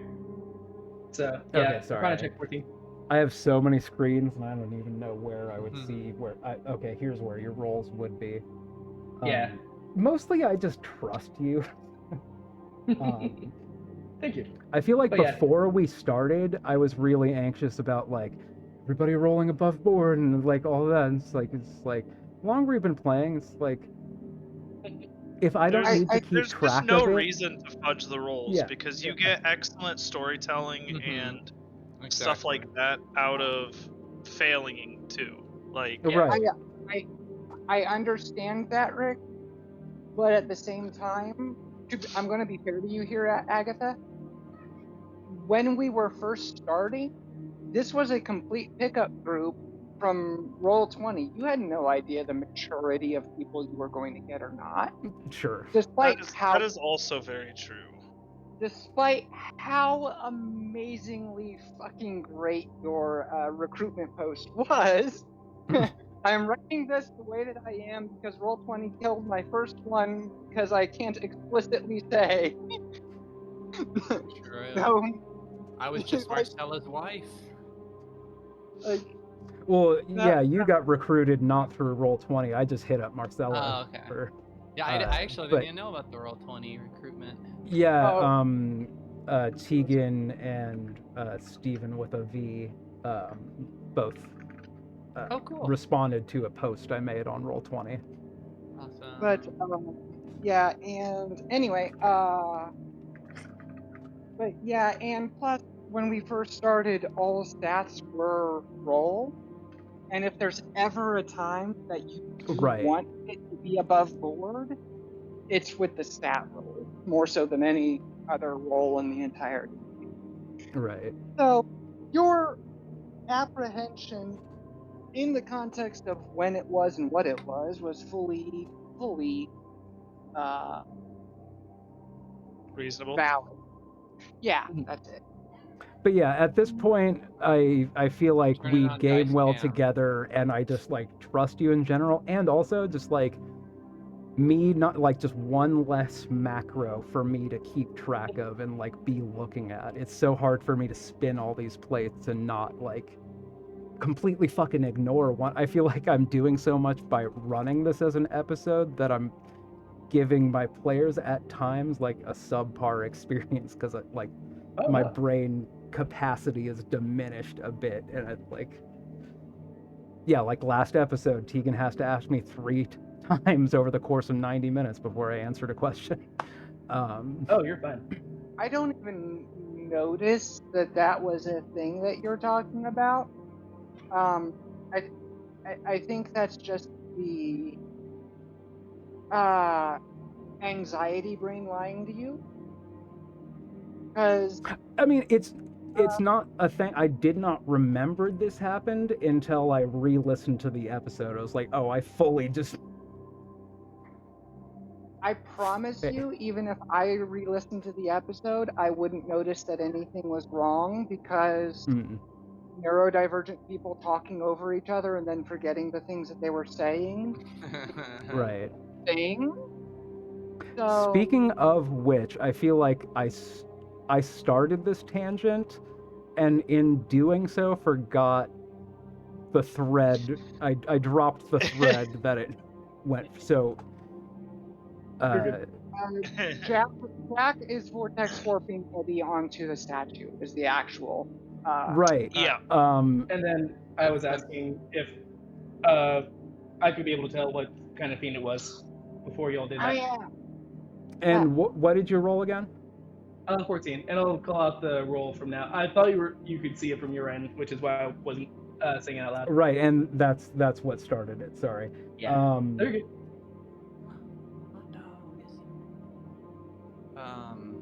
Oh, and sorry. Onto the head. Is that where the devil is? Yeah. Okay. Inside of it, rather. Inside. If you were to be warped to the top of it, you'd be like kind of on the top of a wizard's hat. There's kind of a cavity inside of the face, which is where the fiend was detected from. No, Dratari, with a 14, you can't really narrow down what type of fiend it is. Horns. Namely because I can't give you 2 other options besides the creature it is to choose from. No worries. If I actually mentioned that it sounded kind of fox-like, oh no. Player just have a theory. I mean, I think after hearing Brooke sound like that, Tegan could definitely make an insight check, and if you get a 15 or more, you know what you just figured out. Me do the insight, or Brooke do the insight? Brooke. Okay. As soon as you said that, I also made that connection. It's a bone daddy. Arcana law. Yeah, you got a 15. It is an Arcana loft. Oh no. Yeah, that silence is gonna go back up. There's a reason it starts with Arcana.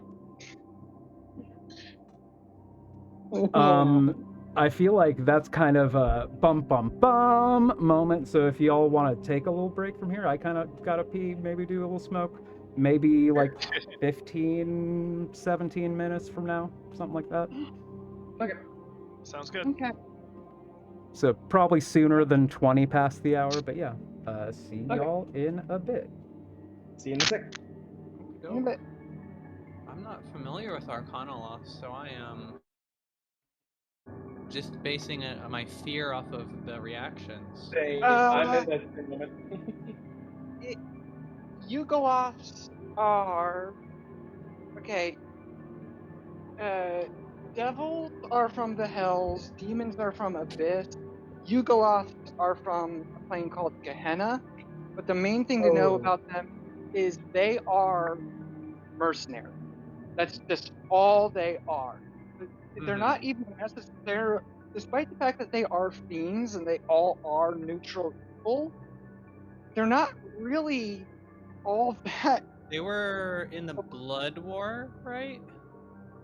They're mercenaries. They're involved in any war that will kill Okay. them. Okay. So, like, all right, how much gold do we have? yeah, and well, the problem is it's probably here defending the area on a contract, or it wants something here, or something along those lines. I mean, And I think we can pay more, maybe. No, let's. We gotta fight it. We gotta hit level 9 at some point. Yeah, they are pretty much always. Did I get to level up? Because I'm still 7. Are you sure you leveled up and just didn't change it? According to my sheet, I have no 4th level. I have a 4th level spell slot, but no 4th level spells known because of my level offset. So no, I'm never. Sure, we're at 8. Yeah, we're at 8. Everyone else is 8. Okay. Yeah. Oh. Brooke, you got 15 minutes to. It wouldn't even take me that long, but no, I'm sure. I feel like that extra level is about to come in real freaking handy, though.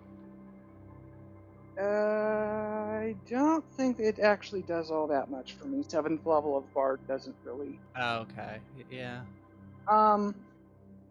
It would give me Psychic Lance, and I forget what the other spell I was going to take for 4th level. But anyway. The thing is, Yugoloth all have a short-range teleport ability at will. These motherfuckers have Misty Step at will, except it's even better, and it's not even actually a spell. So there's nothing to counterspell. Oh, so it's not even. Is it? It's not even like like short rest, daily, etc. It's just that's how they fucking move. Fully at will. So these things will out mobility. These things will out mobility. Also, anything you tell me now, I'm just interested in. Eddie knows none of this. Eddie has never faced a challenge, and we'll just assume it's some little bitch devil. So, like, that's how. Aren't they like based off of Yoggoth or something like that from HP Lovecraft stuff? So feel free to tell me stuff because I'm not going to be using it in character. Eddie's like, yeah, Jack, send me up there. One swing and it's over. Yeah, and Arcana Loft is one of these mercenary species. They are the strategist, they are the coordinator, and of course, Arcana, they are the spellcaster. So you can expect things like lightning bolt, fireball, shit like that. And I could put the silence up, like I mentioned, but that teleport isn't a spell and it has no components, including no verbal. So I put the silence up, it's just going to get the hell out of it. Well, if it's difficult to get it out of the statue, that would at least force it to leave its little hiding spot. Because although Misty Step isn't a spell, the rest of it's spells are. Yeah, I mean, I don't remember exactly what Norcroft can and cannot do. But Yugoloth likes to teleport around and likes to hurt people. So, annoying little shit. That's what they are. And DM who runs sounds fun. Yeah, DMs who run Eagle Off as just straight up fist fights. That's great, especially with Arcanoloths. With the type of Yugoloth that's weaker than them, just barely weaker, called Nikoloths, DMs run them as just, oh, this is a straight punch versus punch Irish showdown encounter.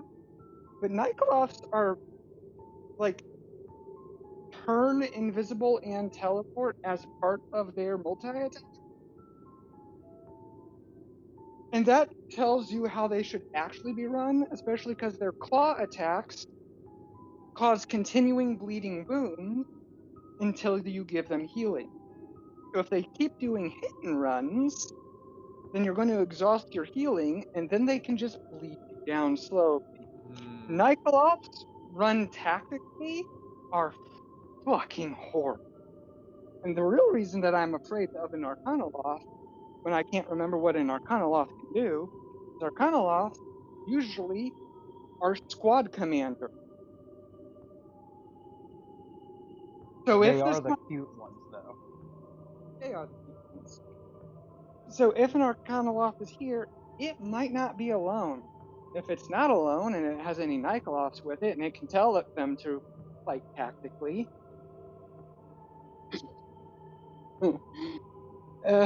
that's the part that scares me.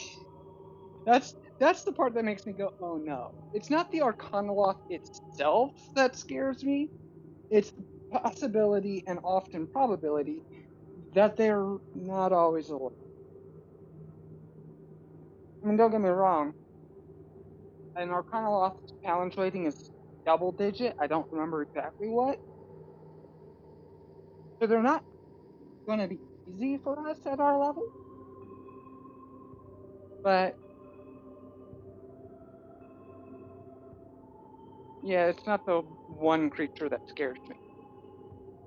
I will say, as a metagame thing, that you do already know that there is an area in this temple that once you get to that location is where you're getting a level up. So you could easily double back, go up through the hole in the floor to get back on the first level, or the upper level rather, and continue exploring and hope you might hit a level up before you face Mystery and the wizard face statue. Were you here just like 5 minutes ago when we discovered that? Because yet again, someone mentioned being level 8, and I was like, I'm still level 7. Am I level 7? And everyone was like, yeah, you're supposed to have leveled up. I'm like, well, shit. The first like 3 or 4 minutes, no, I wasn't. I didn't have an earbud in. Yeah, so I think I did miss that. Yeah, everybody's should be at level 8. And then level 9 is one of the rooms in this location. No. Or rather, a specific thing to get in one of the rooms in this location. Which you could also metagame guess is the last item of power. And your final quest card. Well, I don't know about that because I'm about to get launched up on top of this thing. So, if we had metagamed all the way back, maybe, but if we're about to do this thing, it's like, it's kind of a lot to now say, like, never mind, let's explore the whole thing in backwards order to, I don't... However you want to continue I delving in this appreciate the knowledge, but it is your game to run. I'm just throwing that out there if there is apprehension about facing this foe. You did in-game figure out the information you need to know whether or not your characters would be apprehensive about it. If you want to fucking go for it, I think that's also super tight. Yeah, and Stuntman Eddie is going to be hard pressed to convince to not go for a battle. Like, he's not an idiot, but he's also very overconfident. He's, If there were 10 enemies in this room, yeah, you could talk to him, but like 1v1, I think he thinks he can take almost anything 1v1, so. But he's also not a complete freak, so if everyone else is like, no, no, no, and nobody teleports him up on top of the head, like. I mean, Eddie is a complete freak, but I get your point. Oh, yeah, like of nature, but. He's also a freak on a leash. His nature. He's a freak unleashed. He's a rat out of the cage.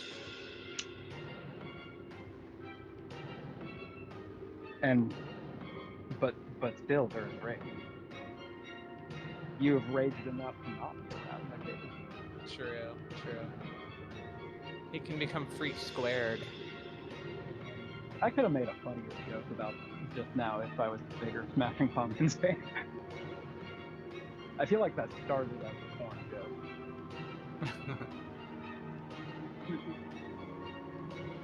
Which I'm also not big enough to make a better joke than that.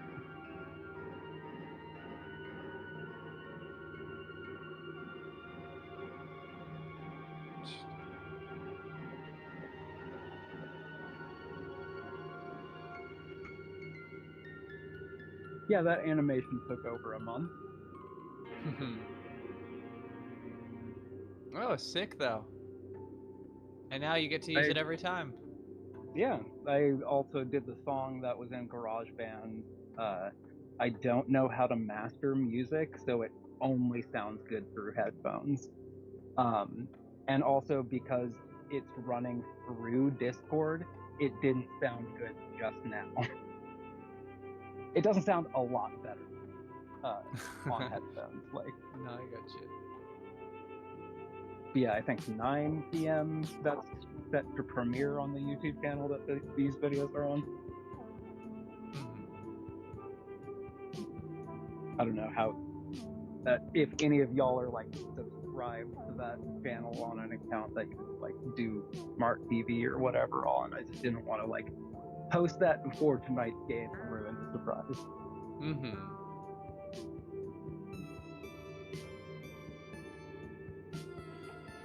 I also have a folder of renders of like the individual frames. If anybody wants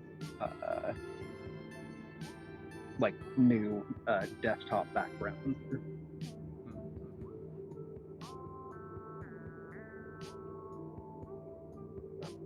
And if you have like a custom size or resolution monitor, I can re-render any frame you want and whatever resolution you want. Are we all back, by the way? I'm just kind of puttering around getting some stuff done over here. I am still outside. I'm just on an earbud, so I could take part in the break time conversation. Okay. In that case, I'll be back. Just yell out when you all are ready to go. I figure like the next exactly like that. The next like 3 to 5 minutes is cool. Probably when I'll be in. Yeah. Actually, just do this bit from over here anyways. I'll join back in the call. Alright, I leveled up to 8, which means adding 1 spell and 6 hit. Or 1 spell and 6 hit.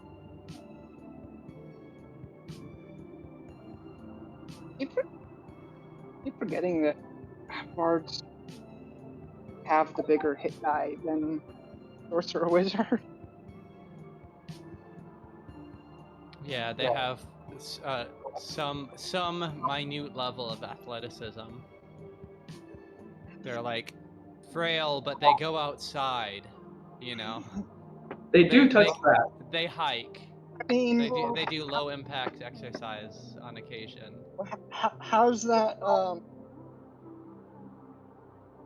Tumblr post go about dancers are the ones who will march playing the tuba? They will show you how to kill God by example.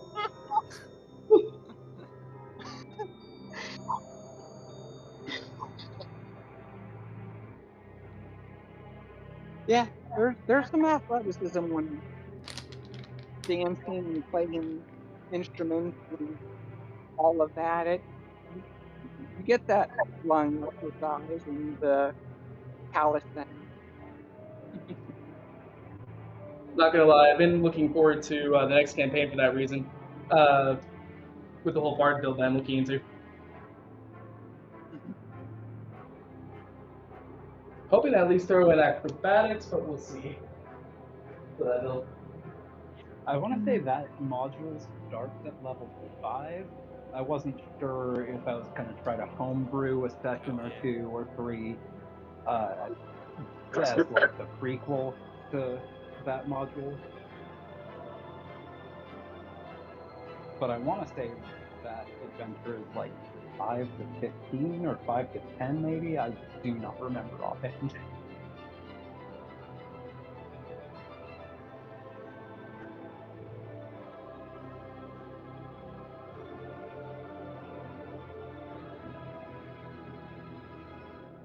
Maid Marian, the ultimate case of I'm not a furry, but I wouldn't even say that. I would say case in point for why our generation is the way we are. Maid Marian, Robin Hood, and Little John, and probably like 3 or 4. I feel like there was a chicken. Like I feel like that movie definitely put the furry gene into a lot of the youth. those are some sexy foxes.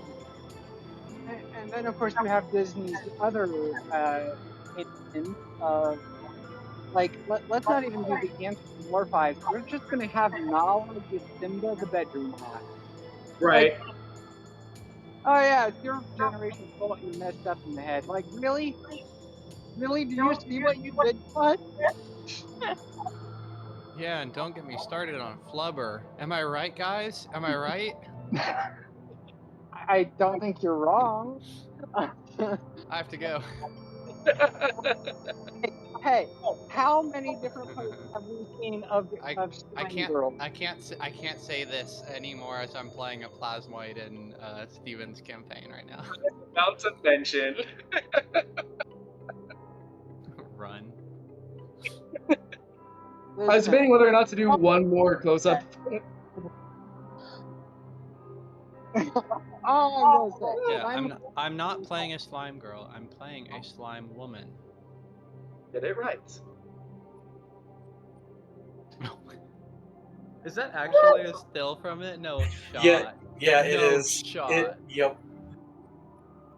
I don't know. Bro, let me there's no way. Okay, if that is genuinely. Oh no, I'm gonna look. There's what do you want to call that? I'm Essentially, in. that Who Framed Roger Rabbits all over again. The original cut.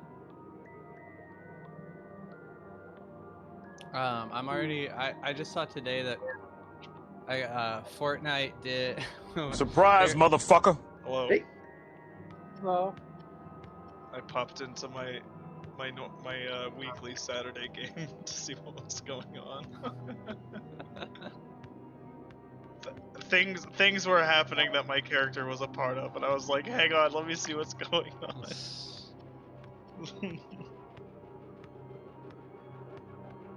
Alright. We all ready to get back going? I am good to go. Pick me up before we go. That was also the thought that I had, so I'm glad I wasn't the only one. yeah. Oh.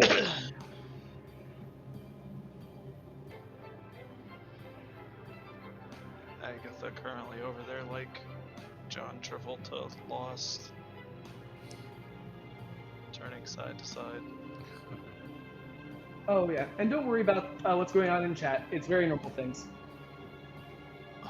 What? Chat? What happened? Like I said, don't worry about it. What the fuck am I looking at? What did I miss? Like I said, don't worry about it.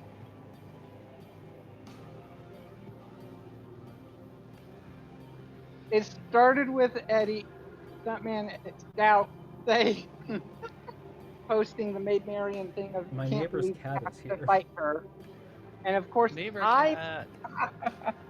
and of course I made a comment about Maid Marian is the ultimate case of I'm not a furry, but and that of course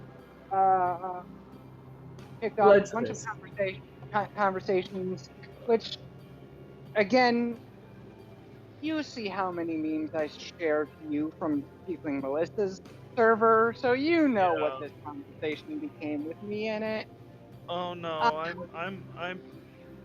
I'm up to date on that one at least.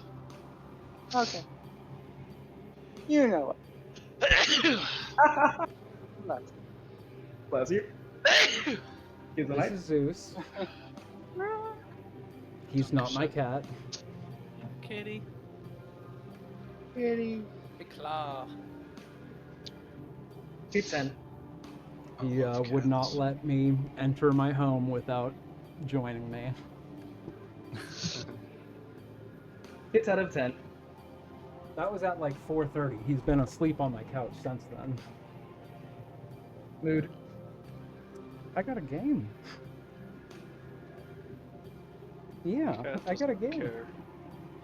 Cat requests attention, and by requests I mean demands. Yeah, I told him when I was coming up here that like I had shit to do and I wasn't gonna be able to pay attention to him. I don't think he understood me. I think he probably understood. He's just a cat and doesn't care. Yeah. That feels more likely. So. I am gonna grab a quick snack. 1 second. Okay. Like a bite. I'll be right back.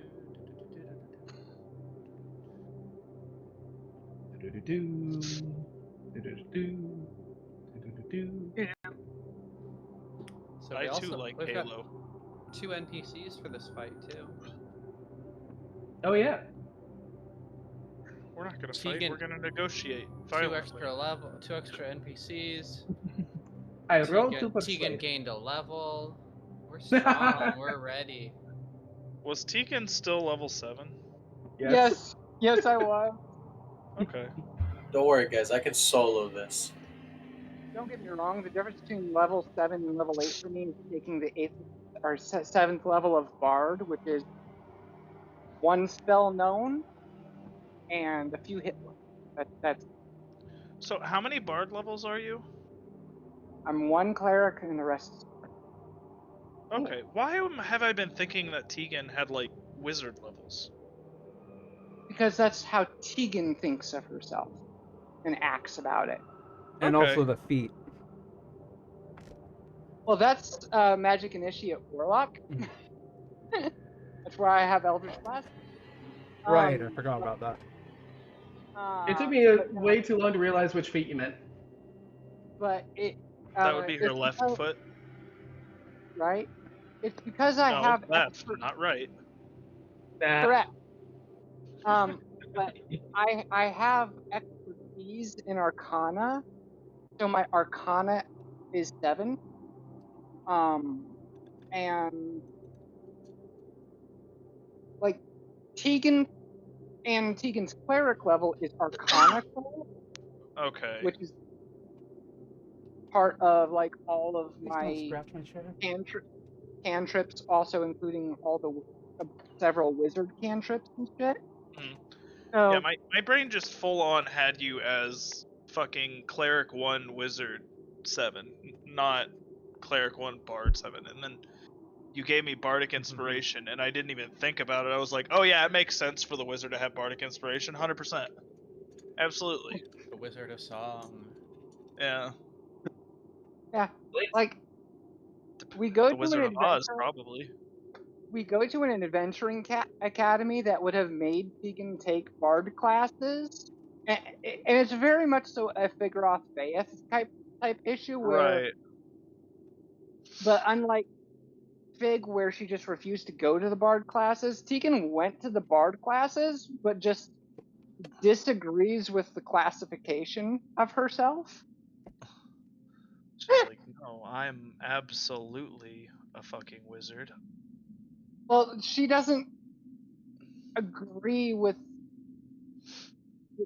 she does not diegetically agree with the classifications being as they are. Right. Like, you are reducing something with that has way more variance into way too rigid of categories. And it's like, look at the Blade Song Wizard standing next to the illusionist.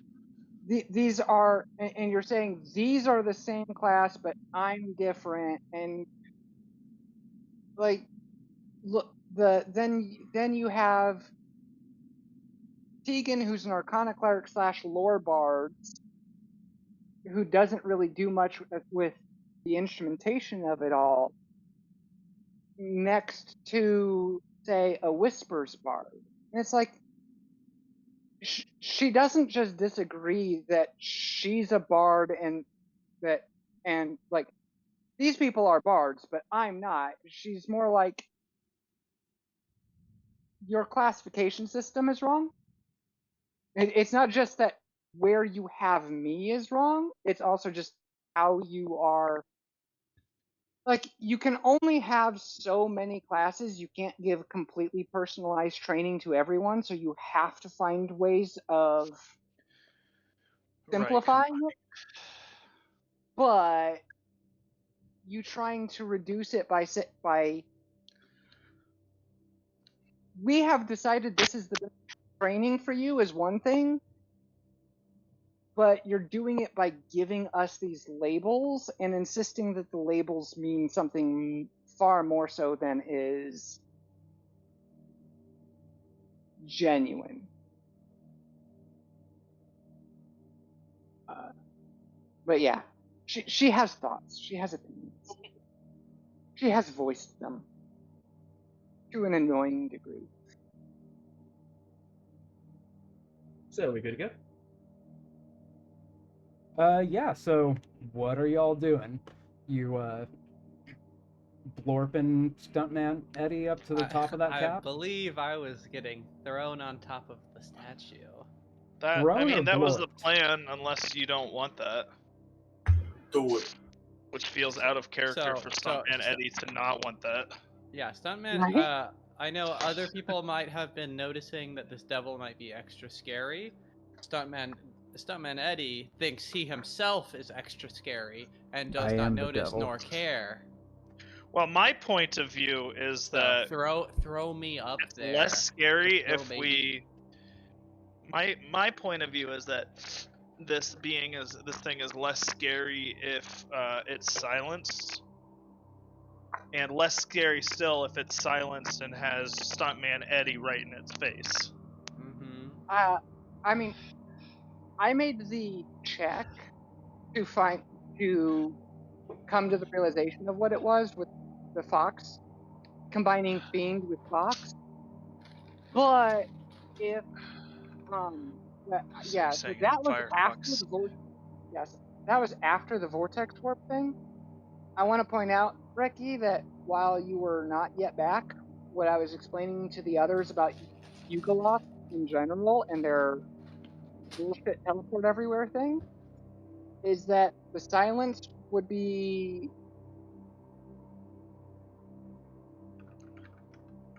it's just going to leave the silence, and there's nothing we can do to stop that teleport because it's not a spell. It doesn't take anything. We can't pin it into the silence area because it'll just teleport out of the grapple and the silence. So I see. So it can just teleport. I'm imagining that Tegan turns around and goes, "Wait!" at the exact moment that Stuntman Eddie is blasted through space towards the statue. That's how at the I very imagine least, that though, going. if it teleports away, at least it's not like in its hidey hole shooting at us. I'm gonna mute for a second. I need to take my inhaler.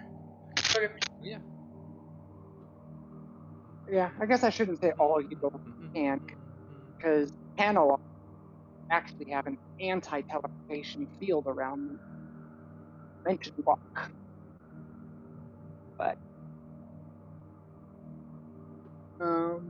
Also, it should be noted that this kind of like, why is it not letting me double click on this? This kind of dashed line area, halfway through the floor, there's a platform about 20 feet up. Oh. Okay, so it's like a balcony. Mm-hmm. Oh, okay. On the same level as where the bridge. It's accurate is. to the picture that you're showing in Discord. Yeah. Does that? Let me see closer. Not super exactly. I feel like that side it's more of a ruined. Let me see. Hold on.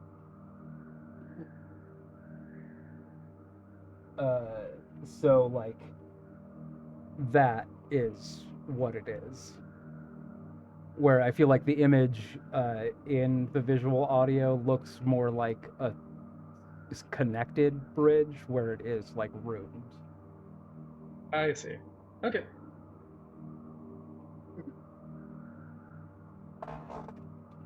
So,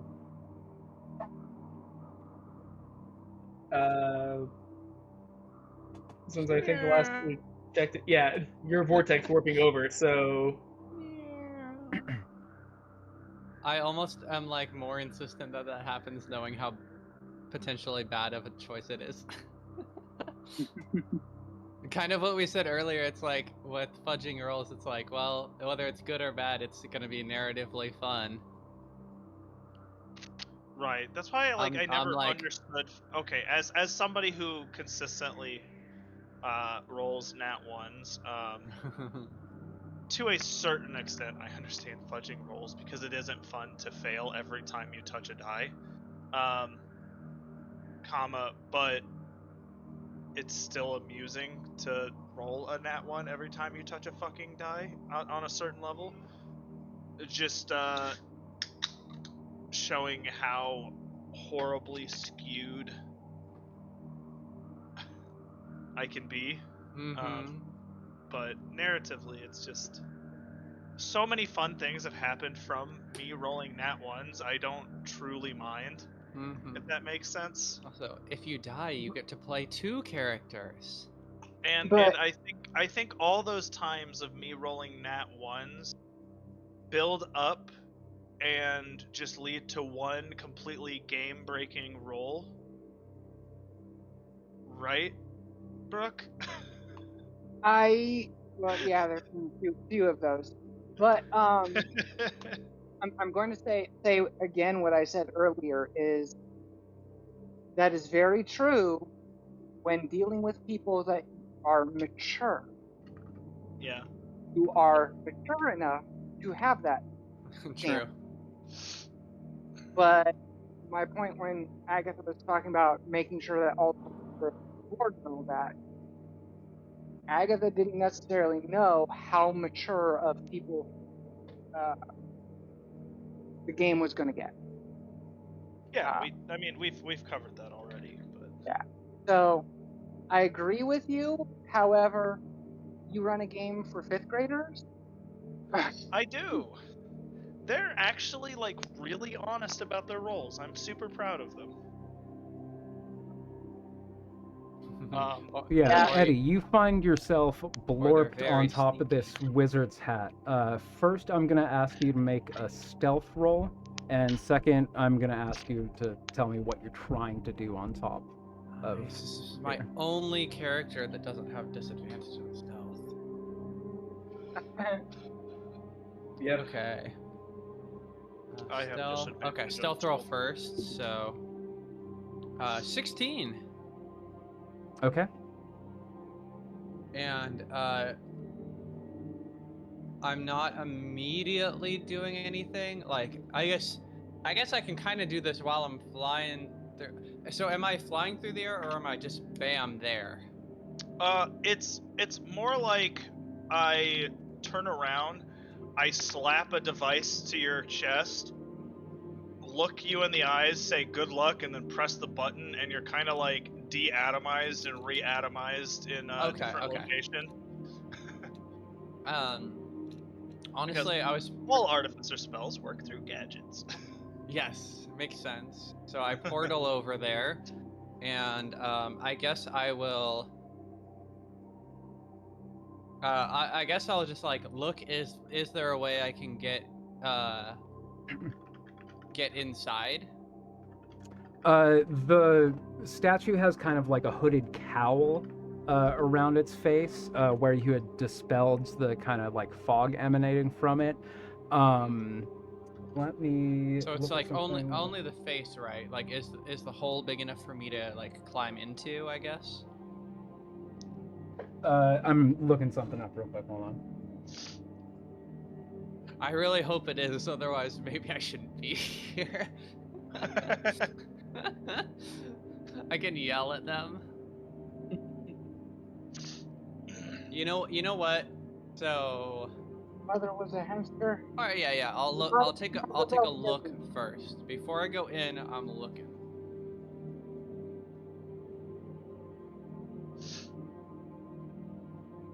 Always gotta take a look at the stunt before you get to it. Keep your eye. You're on the looking stunts. around, like kind of the back. You remember where those eyes holes were. You're trying to see if there's like kind of under the hat or something.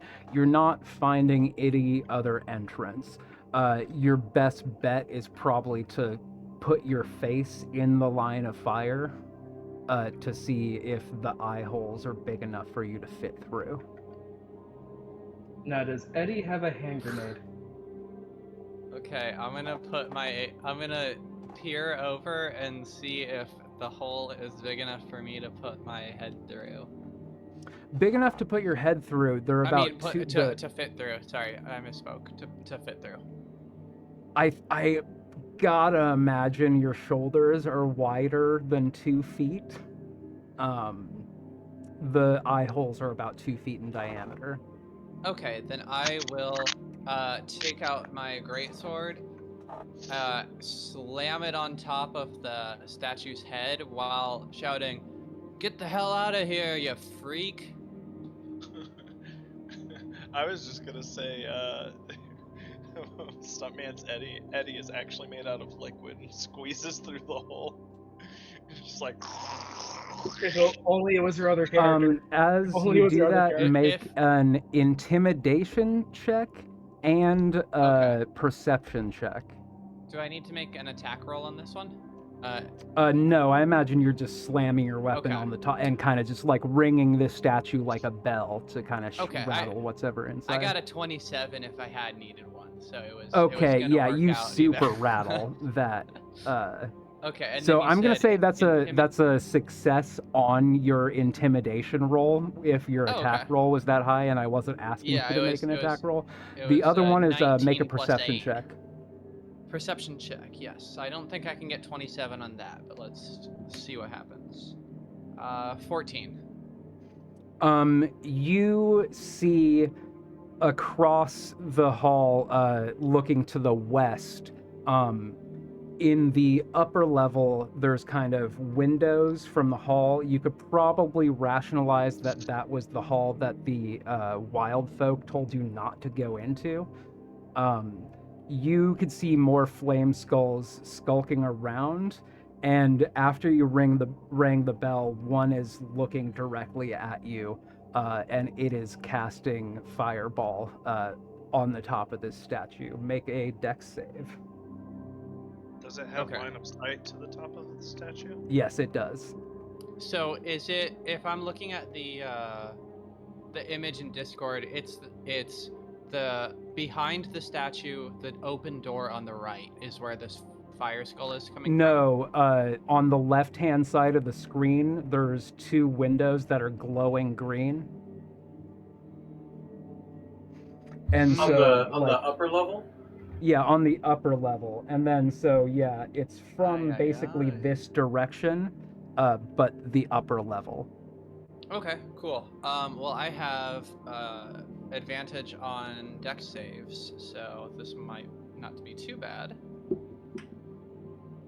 4, 2. Okay, spoke too soon. Does a 6 save? No. Yes. Was it close? Was it close?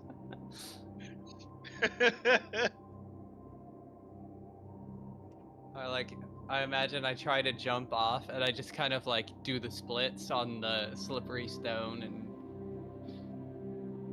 That is 27 fire damage. Oh man, and I'm not on raging. The top of this, and everybody roll initiative. Jeez, that's a bad way to start things. I'm so used to in like my other games having gift of alacrity or advantage on initiative and stuff. I'm looking at my character and being like, oh wow, I suck. Yeah, solo 2 for the initiative. No, actually, I just realized that was another nat 1 then.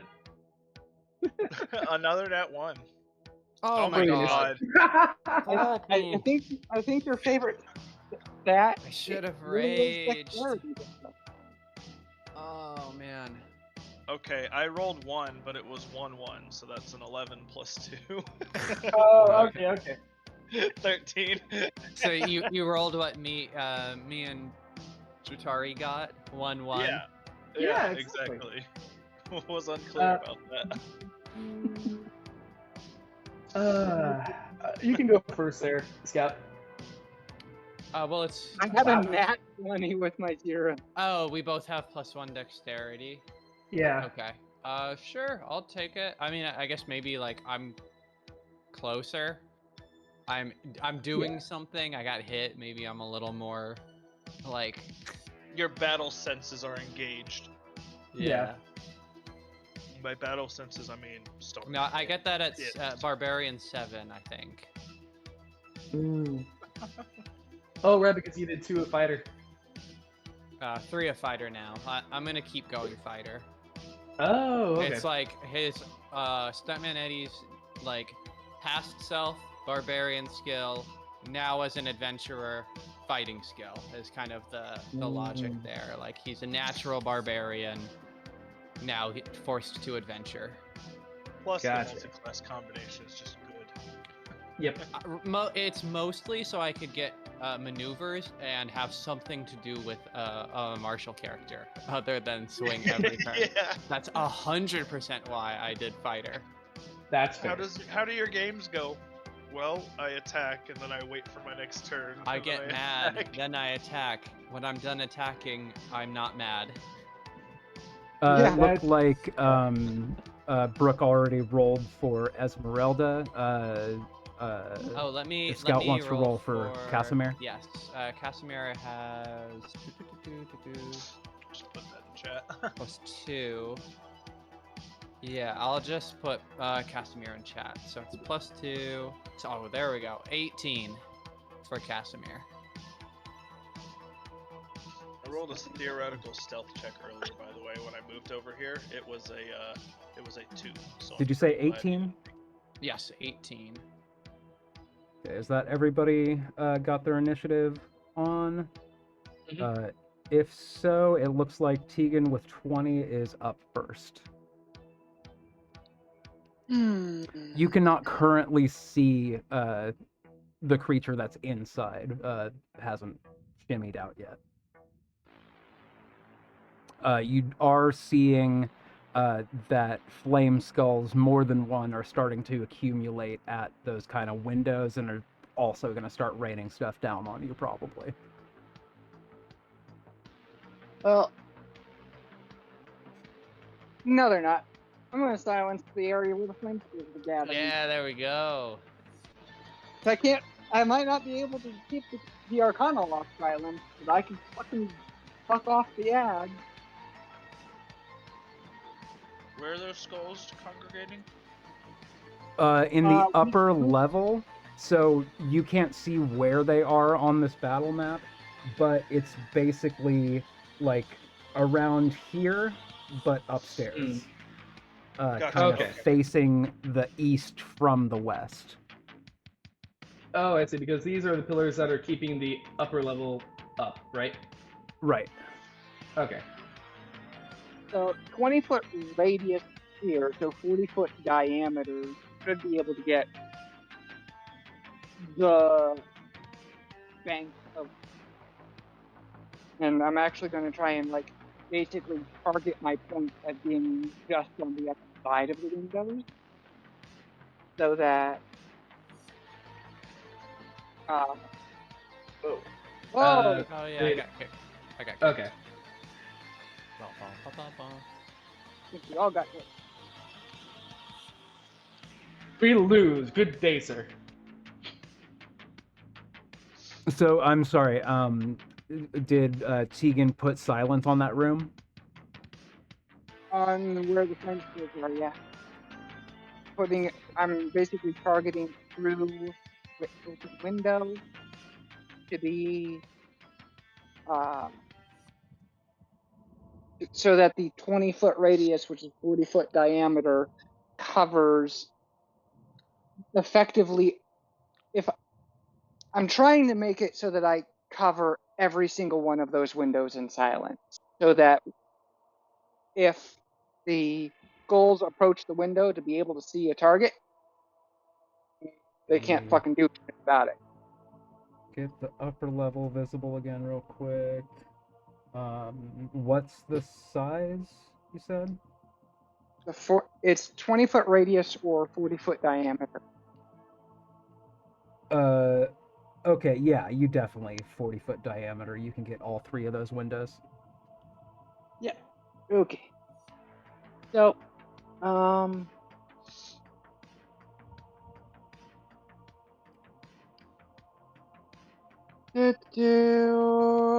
think my only actual bonus action usually is Bardic, which I'm now out of. I still have that Bardic you gave me earlier, huh? I think so. I didn't use it No. on the roll. No. Are y'all still out of the map? Same. It hasn't come back up yet. Oh, But, are you kicked out? Yeah, we're all maybe kicked try out. refreshing. Yeah, I've tried that. I have been refreshing. I'm still here. As far as Jack seeing Bardic inspiration lasts up to 10 minutes.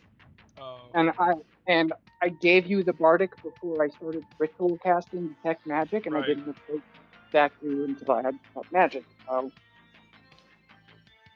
So you might not have used it, but it did time out. Well, shit.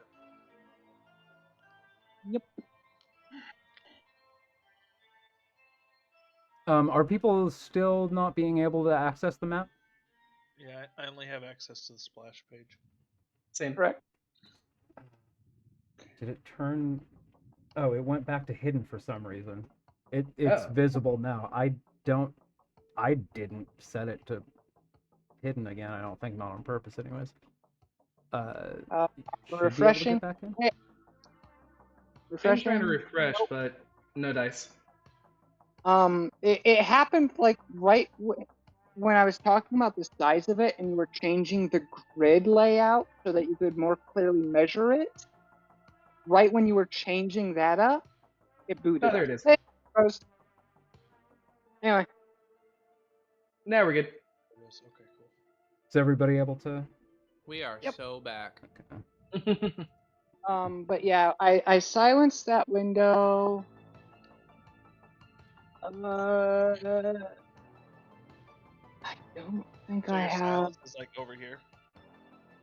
Yeah. Yeah, my silence is on the flame skulls, not on the feed.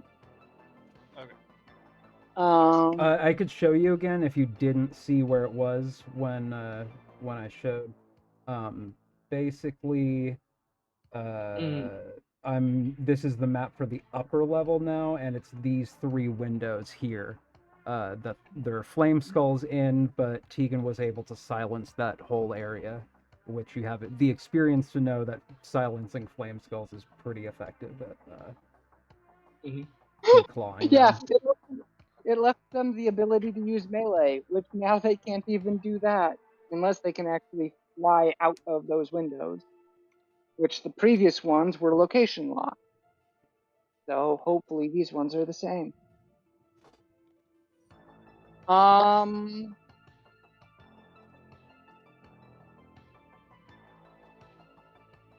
I'm no eagle barbarian, but I'm going to come out from behind the pillar and double bird the statue's head and end my turn.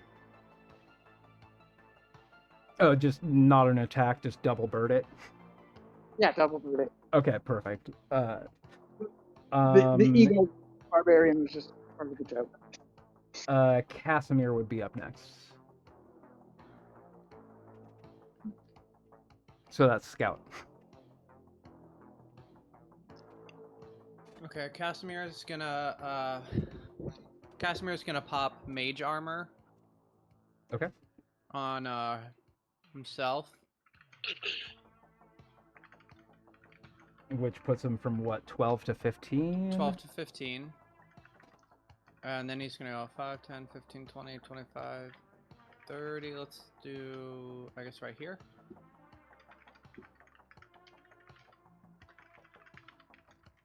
I don't think, Yep, no, that's it for old Kazi. Just movement and getting into place? Movement, AC boost. Getting ready. I might, if depending on where those skulls are still later, I might, try to Cone of Cold them next turn. Just get rid of them so we only have to focus on one thing, but we'll see what happens. He'll yell that. He'll say, I'm gonna try to Cone of Cold them next turn. If they're still in those windows. Boy, howdy. He's a big fan of Stuntman Eddie. Alright, that's it for Casimir.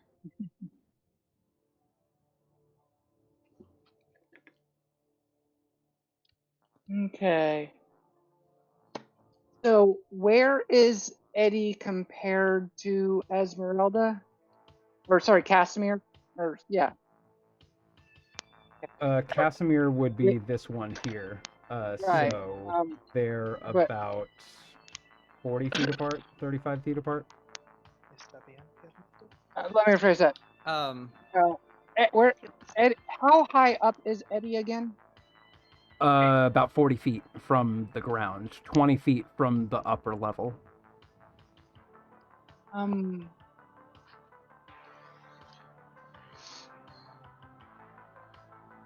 Esmeralda, did she have a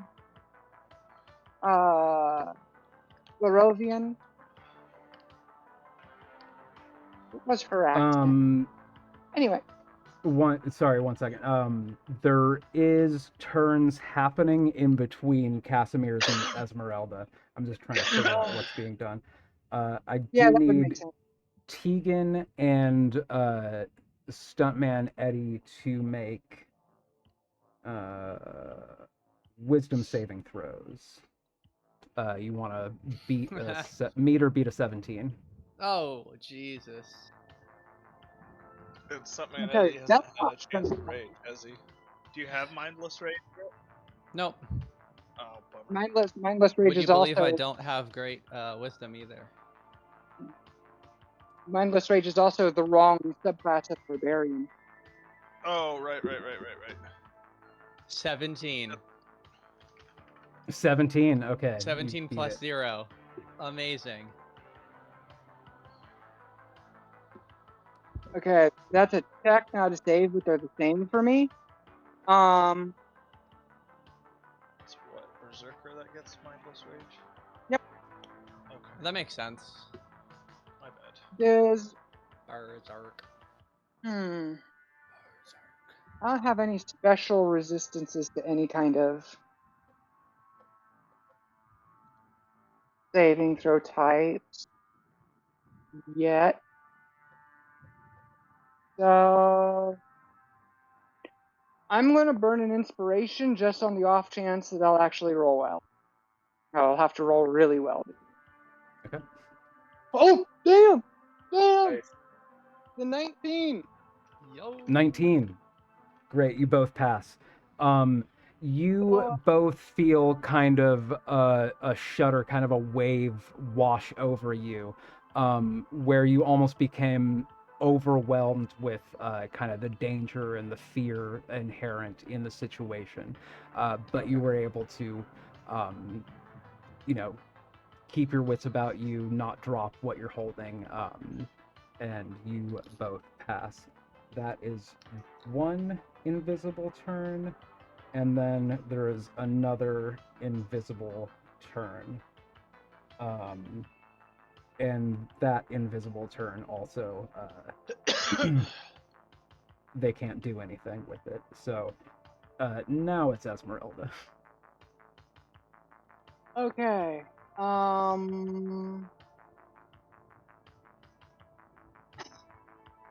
Is Jack not on the initiative? Jack is I not. I had a 13. I don't know if I was added to initiative. You are not, because actually like clicked. Where is the Jack token? He's right here. There you are. 13. Okay, I added myself to initiative. Sorry. Okay. I typed it in chat and didn't realize that it hadn't. Well, I guess that would put you before Esmeralda then. Okay. I guess I'll just hang on. There you go. Get in there. 30. I can't get line of sight. Am I able to take a shot at the thing in the statue? Sure. It's about 40 feet up, and however far away it is. Yeah, that's fine. I've got longer range than 80 feet. Pretty sure, anyway. Actually, it's exactly 80 feet for my close range, or my normal range increment, so I'm good.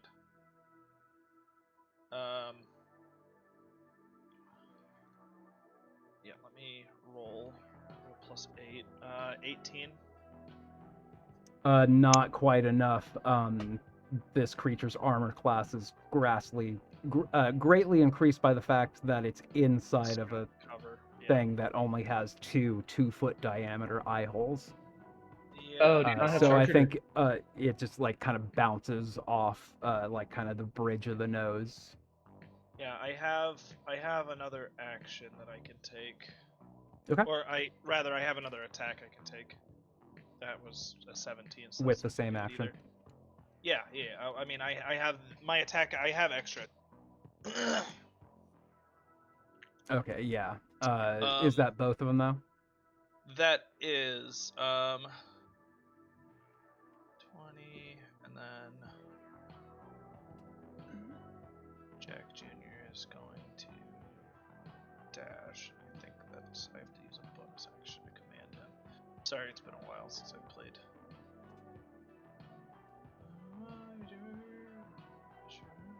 Move and use its reaction. The only action to. Okay, Oh, so I can command it to dash. Okay, cool. 5, 10, 15, 20. What's its speed? It's 40 feet. Why am I thinking it's 20 feet? That's wild.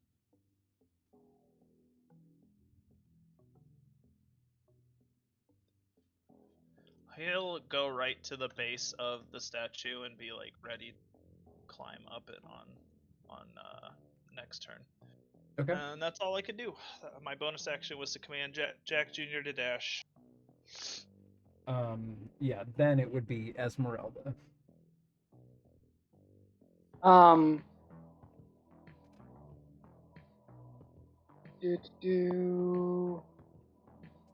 Yeah, just the standard 30 foot.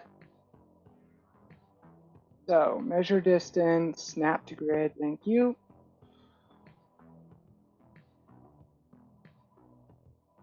Dang it. It's the space bar that makes it able to round corners. Thank you.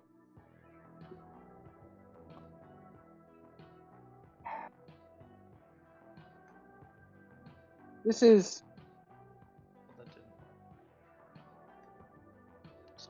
Okay, Esmeralda is going to go here. And hold her action, but tell Jacques, or before she holds her action. Ask Jacques, will you be able to send me up to Eddie? Sure. Would you be? Okay, Sure. then she's going to start.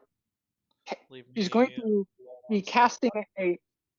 She's going to be casting a spell, but holding her action, so that she can tap Eddie with protection from evil and good, so that this fucker can't do shit. That man Eddie. Okay. That's going to be her plan. With a prepared action and a plan for next turn, or I guess for Jack's next turn. But yeah, Manu is up next after Esmeralda. All right, so we're just going after the thing in the statue, or it seemed like the flame skulls, because of Tegan's silent spell, their wings have kind of been clipped and can't really do anything aggressive on their turns.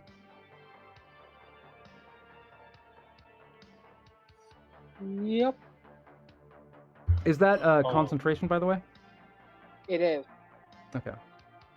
It's good to know. So, I never remember to make people make constitution or concentration checks. I'll try to do it now. You usually remind yourself to make them anyways, so. Yeah, Tegan has Mind Sharpener as well, just FYI. Yep. I did so even if earlier. Yep, so even if I fail, no, I don't. Yep. Nice. What is it, 4 or 5 times? 3. 3? Is it just 3? Yep. You sure? Yep. I love it a lot. I know exactly what it does. I love it so much. You are incorrect, though. Really? You expend 1 charge and it has 4 charges, so you can do it up to 4 times. Even better. I was wrong. I was like, that doesn't sound right. I swear it's 4.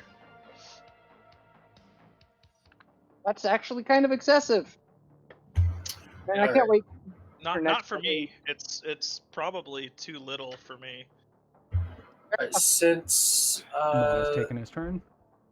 Yeah, since I can't really do a whole lot, I will cast Protection from Evil and Good on Dratari. Okay. Thank you. So, aberrations, celestials, elementals, fae, fiends, and undead. They have disadvantage on attack rolls against Dratari, and Dratari cannot be charmed, frightened, or possessed by them. Thank you. I was actually just about to do that to myself on my turn. Well, now you can do something else. You can do something more useful. And I do believe that'll be my turn. Okay. After Eddie, or after Manu is Eddie. Manu's got Dratari protected. Esmeralda's about to get, Manu's got Dratari protected. Esmeralda's about to get Eddie protected, and it is Eddie's turn now. Okay. Been sitting here thinking about what to do. Is it still invisible after having cast the spell on him? It's not that it's invisible, but a combination of it's inside of a statue, so you can't really see it, and because Stuntman Eddie is right on top of it, like you wouldn't be able to see the token anyways. When I attacked the top of the statue, did it look like it did anything to the statue?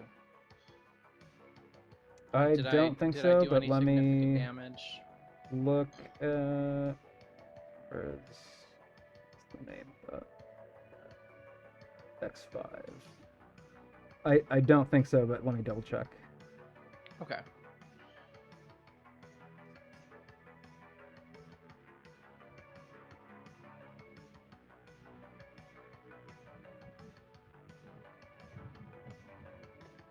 Mechanically, there's no reason to destroy it, so they don't have built-in that it's destructible. So I'm gonna say it's a strong enough material.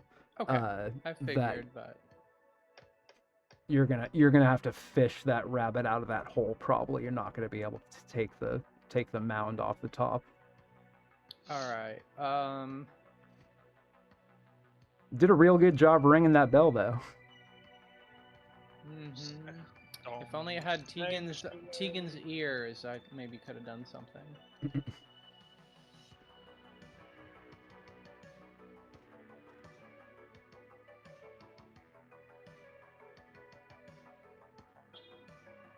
Okay. And Jack Jr.'s at the base, right? Yep, he's right here. All right. From what I when I looked down at the eye holes before, does it seem like I'd be able to throw a javelin in there? Sure. With ease or with difficulty? Because you are trying to hit somebody's hitbox through a 2-foot hole, there is going to be an increase in the armor class. So it is going to be more hard than standing right next to each other. But definitely not impossible. You could definitely get down there and take a swing and kind of whack-a-mole, like the opposite of whack-a-mole, I guess. Shoot 'em all. Spear a hole. But I would just I don't like how that sounded. It's like tossing dynamite into a foxhole. It's like tossing a fox into a dynamite hole. Hell yeah. Stuntman Eddie knows what's up. Okay, well, I asked all my Fish questions. and I still shoot don't know in what the the hell log. to do. This time, shooting fish in a barrel is much more difficult than they make it sound.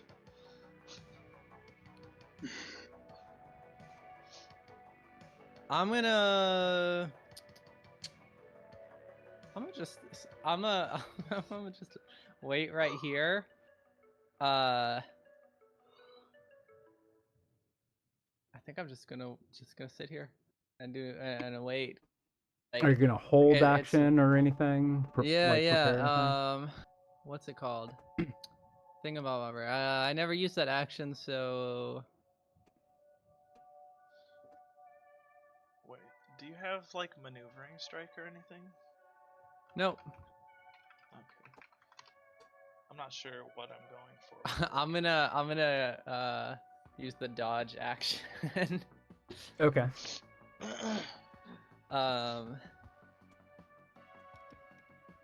Yeah, I'm gonna use the dodge action. And, so if he pops his head out to try to hit you before your next turn, it'll be with disadvantage. I wonder, if something else pops out from this balcony, once I get off of here, I don't know if I can get back on, and I sure would hate for them to come up here, and then now we can't reach them. So it's like, at least I'm blocking off a difficult escape route. I'm not super useful if I can't swing on someone, so. You know what? I'm also going to. What is it? I think it's a bonus action. Yeah. I'm going to use a bonus action to second wind. So I'll regain 1d10 plus 3. And I did miss a specific key detail. About that. Could Jack Jr. make a perception check?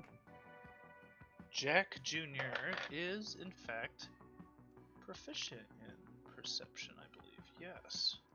He has a passive perception of 16, so I believe I add 6 to the roll. I mean, I rolled an 8, so that's a 14. Anything to add to that? Yeah, Even I just like 1 more to that? It's proficiency bonus times 2, so it's just a plus 6. I mean, never mind. I can't even Flash of Genius him because I'm not 30 feet away. So yeah, 40. So yeah, 14 yep, does not quite 14. pick up this one piece of information. So yeah, carry on if Eddie is readying at or yes, so I'm gonna do second wind. Taking and I dropped it. I like to imagine Jack Jr. is too busy screeching angrily at the foot of the statue. +3. I didn't notice anything. I restored 8 HP, and then I'll also I'm going to I guess use my free action to kind of like make one with my fist this time, not with the axe. I'm gonna just slap the top of the statue, and yell out loudly, "All right, I set the explosives up. Let's blow this fucker."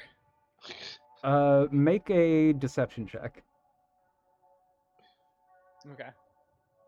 Can I give the help action by like, or well, never mind. I don't have an action. I was gonna say, can I help by like shouting out, "Good thing I sent you up there with him" or something, but that doesn't make any sense. I mean, I could shout it. It just doesn't have any mechanical benefits. I'm gonna use a luck to reroll that one as a 5. Okay.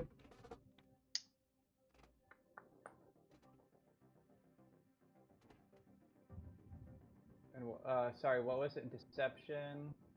Yeah. I don't think I can make that up. Okay, it's 11.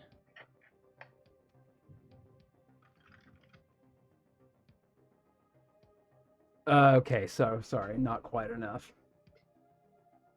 That's it. I feel like I also rolled a insight check and you're not quite there. Those are very smart moves. Okay.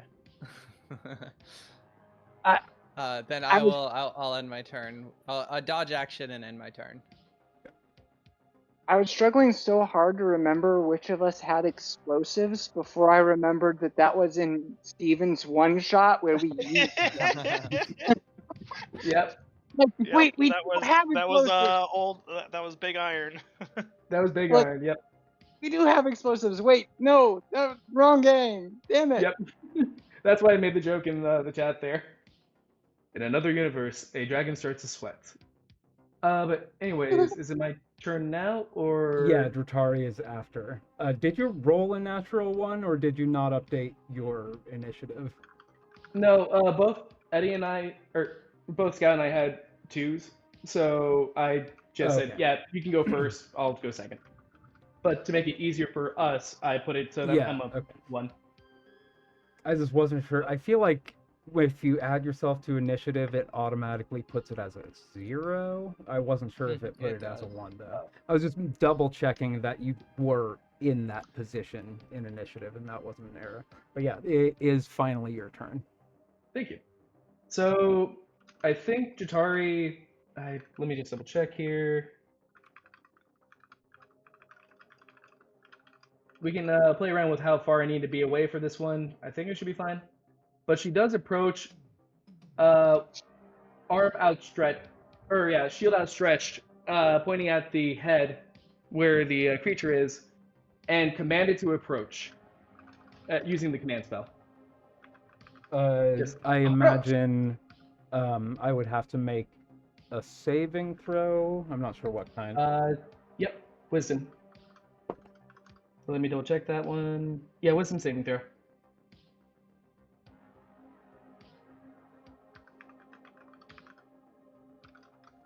Of 15, I think I'm at. Yeah, 15.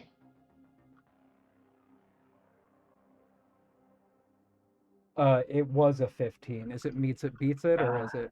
I think so. Damn.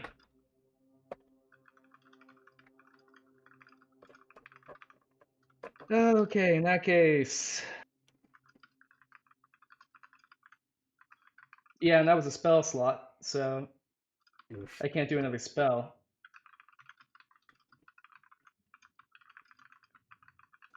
Yeah, unfortunately, everything else I'll need to be closer anyways. You know what? In that case, I guess she'll just run up to the statue as well. Okay. Let me in. Either come out or come you go ahead and also make a perception check. Okay. Roll better than I did. I make no promises. 13. That's not better than what I did. That's actually No, worse. it's not. You're welcome. If that ends your turn, that puts us to the top of round 2 and at Tegan's turn. Yeah. I was just double checking to see if I had any other bonus actions I could try to do, but yeah, nah.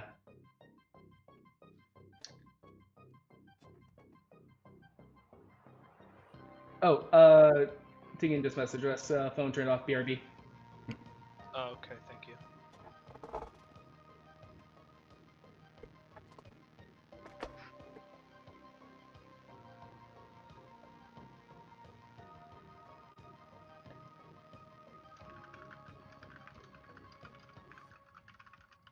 Damn, I knew I should have gone with auto defenestrate. A word I don't even know what it means. Okay, I think I've got a plan for Stuntman Eddie. Eventually. Actually, since we're still waiting around, hey Eddie, do you see a way from the back? Nope. I mean, Damn. actually, Eddie, make a perception check. Yeah, sure. Dropped it. It was a 16 before it fell off. Let's do this again. Hey, 19. Perception, so it's a 21. Nice, that is enough. You needed a 20. Oh, hell yeah. Good thing I fell off. Yeah, no kidding. In the backside of the wizard, on the ground floor, there appears to be some seams in the statue that seem to be about door shaped. Okay. With also 21, I think you said, you see what looks to be like a bolt or something that like appears to be just like a part of the shape of the statue, but it is reading to you as if this is lever pull me. In that case, and where is that lever? On the back side of the statue, so yeah, roughly there. Okay, right. So right next to like the area that looks like it might be an entrance. I mean, I'm not reading any of that. That looks like entrance. Sorry. Could you say that one more time? I think I just misunderstood. So you're seeing basically, down here. Why is it not letting me double tap to like down here? Is like seams at like kind of the back of this statue. So you think you see a way to get inside of the statue, not including the eye holes, like an additional, probably the intended method for getting inside of here. Okay. In that case, I move an extra 10 feet because I already only went 20 to just go right here. So and then I'll yell that. I'll yell that out loud, which also alerts the enemy, but it is what it is. I mean, yeah. It's not meant any. Come on, he's not gonna be like, there's a fucking hole in there's a lever. Pull the lever. Pull the lever, cunt. Exactly. Pass turn. Yeah, it is Tegan's turn. Still, it's like that. I guess just happened a little retroactively. Here? Yeah. Okay, I am connected once again through my computer, so apologies for audio issues, but my phone refuses to stay on. It has overheated. Oh, that sucks. Rest in peace. Rest in peace. You heard about the lever on the back of the statue?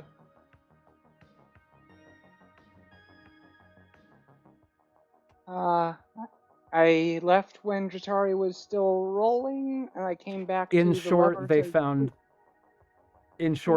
a way into the statue in the back of it. There's a lever and a crease in the statue on the ground floor behind the statue, or the back of the statue. Does pulling the lever take an action? Yes. I'll say it take like maybe a bonus action. All right, I will bonus action pull the lever. Yeah, that seam reveals an entrance and a little like narrow kind of spiral ladder that goes up towards the inside of the head of the statue. And where is that entrance? Basically inside of the statue, yeah. Or Okay, yeah, the like, entrance is where Chops just put the marker down in the backside, but yeah, it enters going basically into the center of it. The reason I asked is because that means I have 5 foot too few to get to it, and then nothing also so to get. We'll say with the 5 feet not enough, you're close enough to pull the lever and see the door open. Right. Pull the lever, Kronk.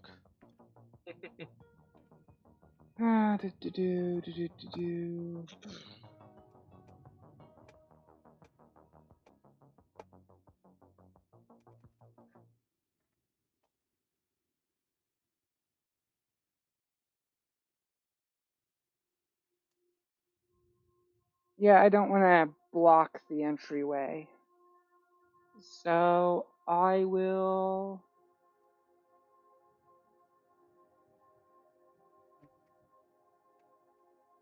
How loud was it opening?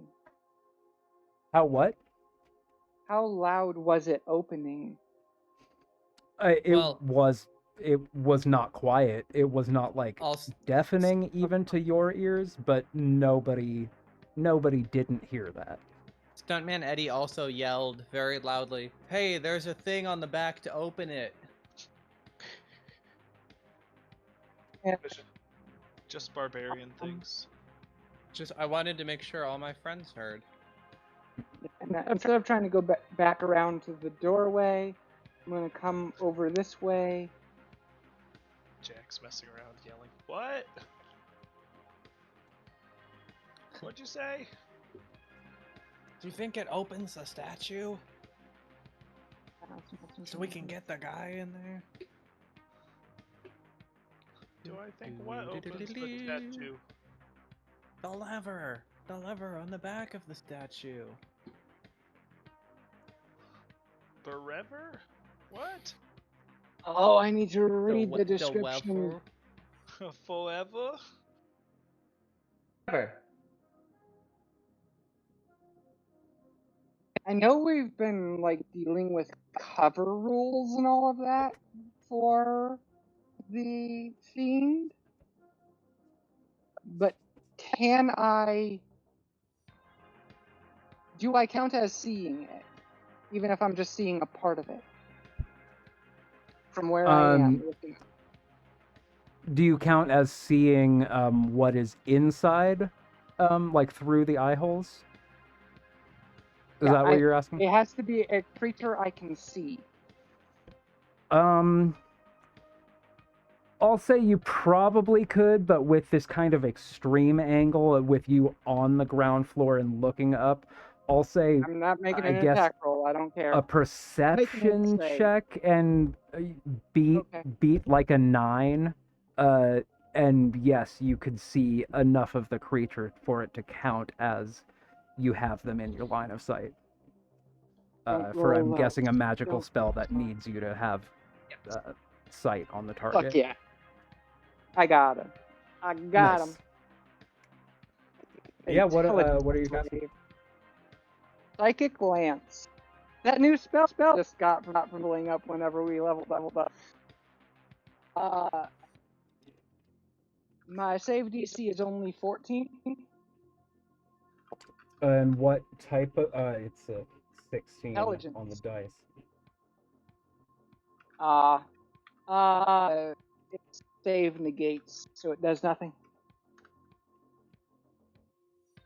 Shit, I'm sorry. It was worth a try. It's one of those spells. It's kind of like disintegrate, where save negates. If it doesn't save, it's if it does save, it does not. Yeah. Yeah, I do like a spell that at the very least gives you half effects on if they save. Yeah. Lance is just so vicious. It is. But one sec. Your audio is doubling up a little bit. I've mostly been able to understand you, but it is a little choppy. Enter. Okay. Scout controlling Casimir is up next.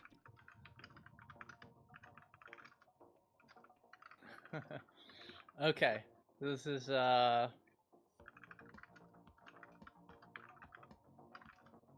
yeah, I think this will work. Okay, so Casimir is gonna move 30 feet to here, and then gonna yell to Stuntman Eddie, jump to me, and then we'll ready the fly spell for the second that Stuntman Eddie is within touch distance of Casimir. Is gonna slap him and fly. Okay, I'm very excited for this. I'm guessing the rest of that is happening on Eddie's turn. Yes. It'll just have to be a standard long jump off of the thingy-mabobber. Or, well, it'll be down to the arm, long jump to here. Bada boom. Just to let you know. And then I guess I'll end Kashmir's turn there. Okay. That's what I was trying to say. Kashmir is under the balcony. Just to make sure I have not forgot anything. Right. Wait. That is true. Yeah, let me. That is true. I didn't think about that. If you're jumping down with Casimir where he is, there is a balcony in between you. Can you just move him one down? And that was yeah. One down. Stuntman 80 from here can reach this square with a standard long jump. Okay. Yeah. Good call. Thank you. I was looking too much at the little picture and not enough at the actual map we have here.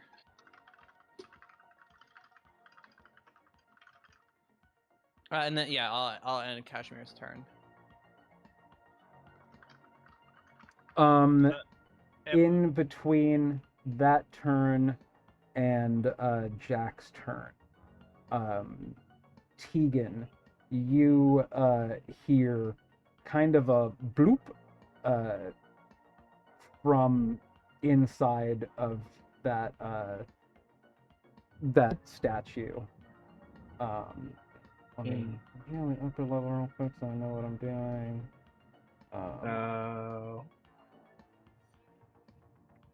And make another, or just make a perception check, Tegan.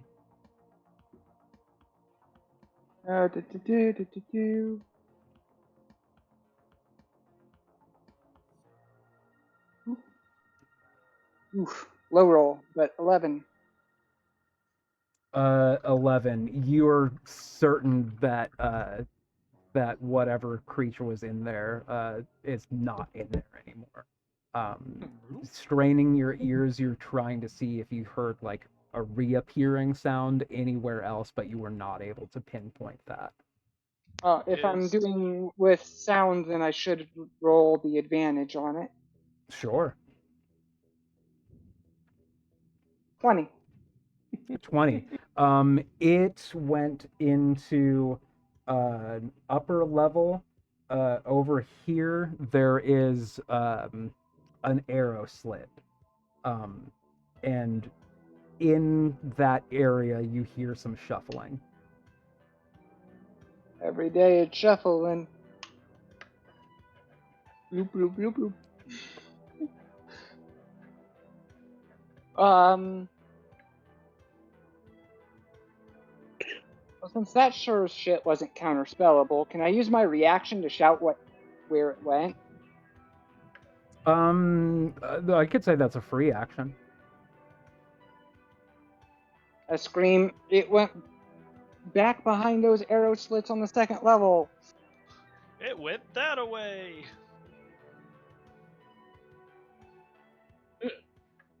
Tegan's become an old-timey cartoon. I'm glad you went that way rather than Lassie.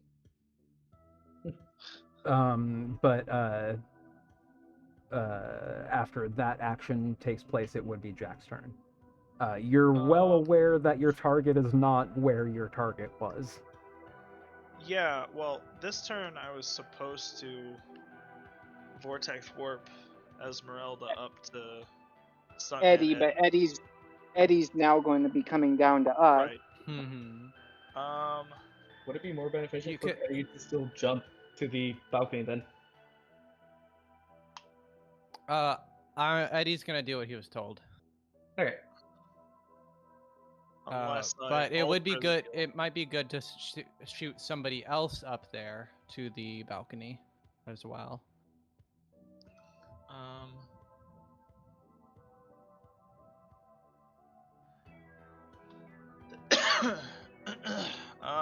Can I?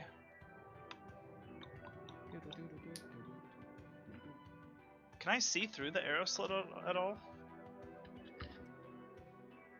From that angle and from where you are, it's doubtful. I'll let you make a perception check. I'll take it. There is literally like a pillar right in your line of sight, but if you get a nat 20, I'll say you could see in there. Oh, well, like I can still move. True. Can I get a better angle before making? Yeah, if you get like halfway between you and Tegan, I could say that will take the DC down by like 5. So you're looking for like a 15. Okay. Well, I can hit it if I use Flash of Genius. So I think I'll go ahead and do that. That is my reaction used, but that leaves me at a 17. All right. Now that the DM has determined that I can see into the room, I can just vortex someone directly into the room. Any volunteers?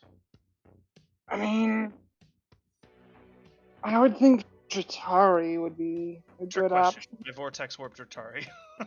Yep. It was always going to be Dratari or... Let's be honest. Yeah. Also fiend, so yeah. Yeah. And Lord knows, I guess Dratari already has protection from good and evil, doesn't she? Yeah. Yep. Yeah.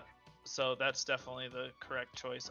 Yeah, I'll vortex for my action. I'll vortex warp Dratari straight into the room. Okay. It's too bad Dratari is not the type to pull the nothing personal kid. Yeah. Teleports behind nothing personnel kid. A fedora suddenly appears under Tari's head. Yep. So would I be like right here then, or?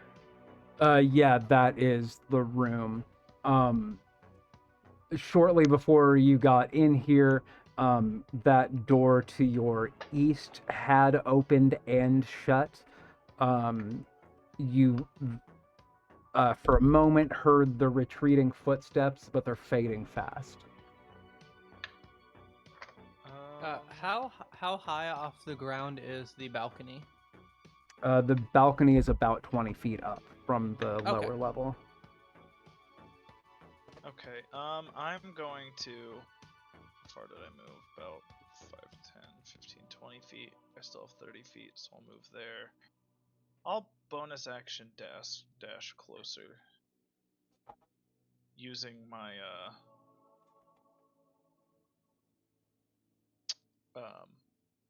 Goblin. My goblin ability. Oh no, that doesn't let you dash. That only lets you disengage and hop. Never mind. Never mind. Is there like a pillar or anything that Jack Jr. start to? Yeah, there's 2 pillars pretty close to there. To get up to the this balcony. Yeah, there's this pillar here that would probably be helpful with that.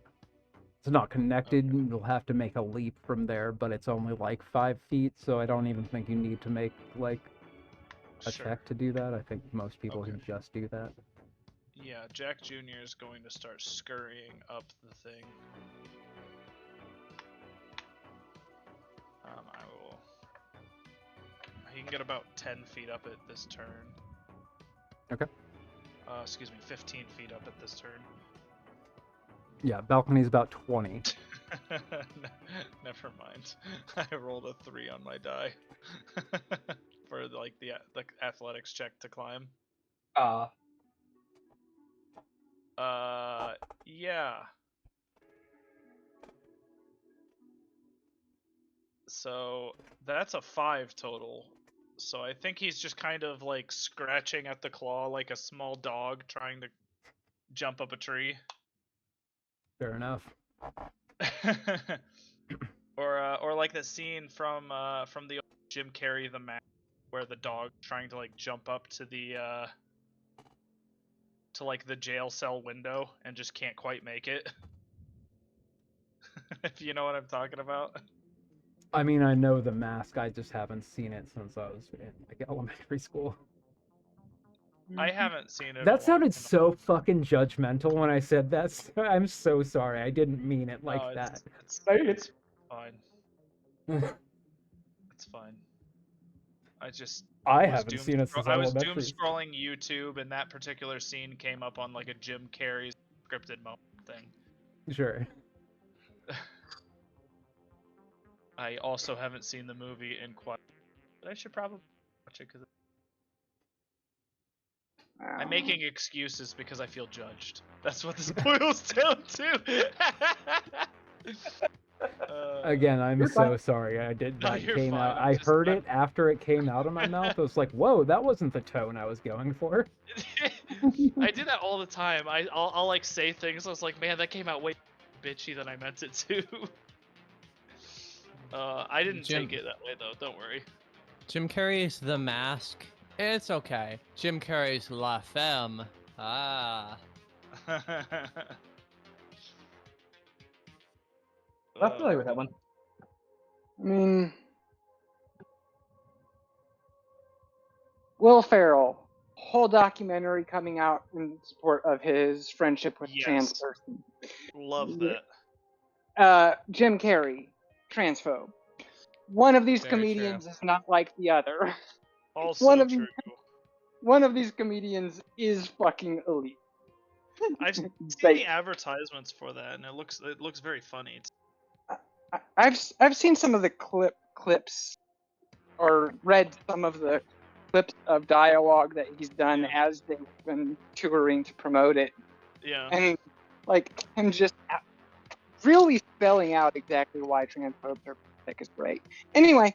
Yeah. Oh my god! I think the funniest was when Will looked over and asked his friend, "It's like, so, do you feel like you're a worse driver now that you're a woman?"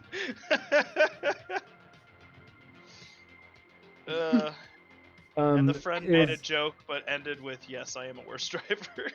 I unironically am unrelated, but I just actually am. It's an ADHD problem, but mine's a neural damage problem. But yes, also I have. Anyway, fucking turn it. If there's nothing left for Jack or Jack Jr., he's Esmeralda is up next. Apologies, I derailed us sufficiently. No, I thought I mean, technically the Flame Skulls are up next, but they can't do shit. Against the Aerosets.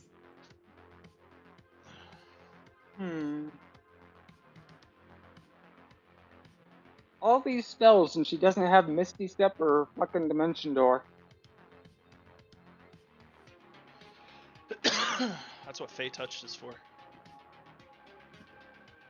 You didn't take it. Plus, I'm imagining Esmeralda the Monster Hunter probably not a big fan of being Fey Touch. Do you want me to get rid of the upper level so you can see where Esmeralda actually is? I mean, I'm going to stick with her initial plan. Come Get over up to the here balcony. wait by Casimir, so that when Casimir hits Eddie with Fly, she hits Eddie with Protection from Evil and Good. Okay. And there's nothing for her to do with her bonus action or anything after that, so... Well... Those are all actions. Okay. Yeah, that's the ends. She has no bonus action. After Esmeralda is Manu.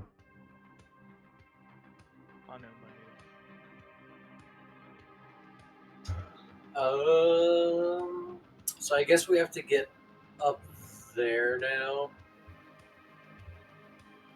Yeah. Mm-hmm. Well, or at least enough people have to get up there to drive them somewhere else, right?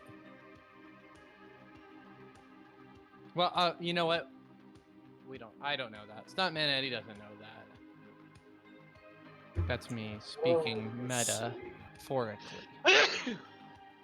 Bless you. Thank you. I mean, I believe we all know that it's up there. Yeah. Because you don't know where. Flat out said it's up there. Yeah. What we don't know is where it's running to. Why are you running?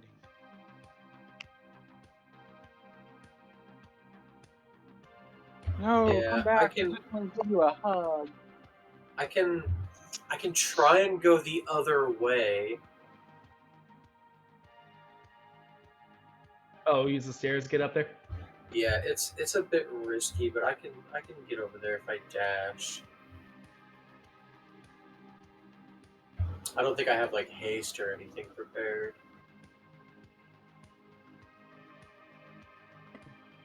And if you remember from last session, you are suspicious that there's one of the amber golems that you have not ran into yet in this room. I remember. But I'm still gonna come around. I'm gonna dash. I can get like right there. So with any luck, maybe Jatari and I can meet and not die. Yeah. So that'll be my turn. And that's your 80 feet from dashing? Yep. Okay, Dratari is up next. Or, I'm sorry, Stuntman Eddie is up next. Alright. Let's see how this works. That should work pretty easily. So I move 10 feet to get the full benefit of a long jump. I can jump up to 16 feet as Stuntman Eddie, so 15 right there. He's falling, and as soon as he's like, I guess 5 feet off the ground, I guess that procs Kashmir and Brooks touch distance. Yep. And then he gets protection from good and evil and fly, which gives him another 35 feet of flying movement speed. So he'll do 15 straight up, and then the other 20 to go right here. And then I will use a bonus action to rage.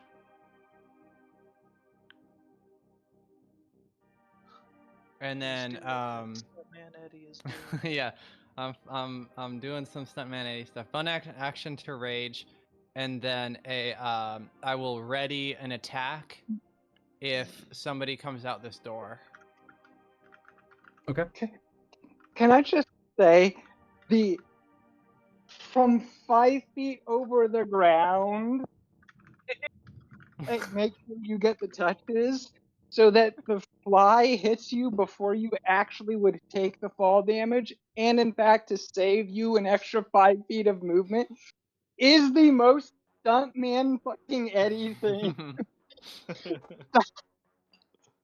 Scout, I love playing with you. Thank you. Yeah, that's running across lily pads ass shit. Know that I was looking it all up to make sure, like, okay, none of this is like acrobatics checks. Like, this is all just raw basic movement. Everything is touch distance, except I had to double check the fly and stuff, but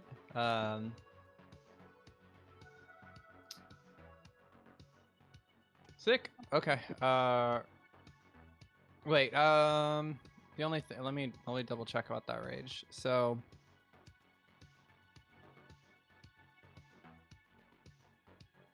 Yeah, if you rage now, would you have to get hurt to keep it by your next turn or no? Or attack. But yeah. If Eddie rages. Yeah, now. you're right. I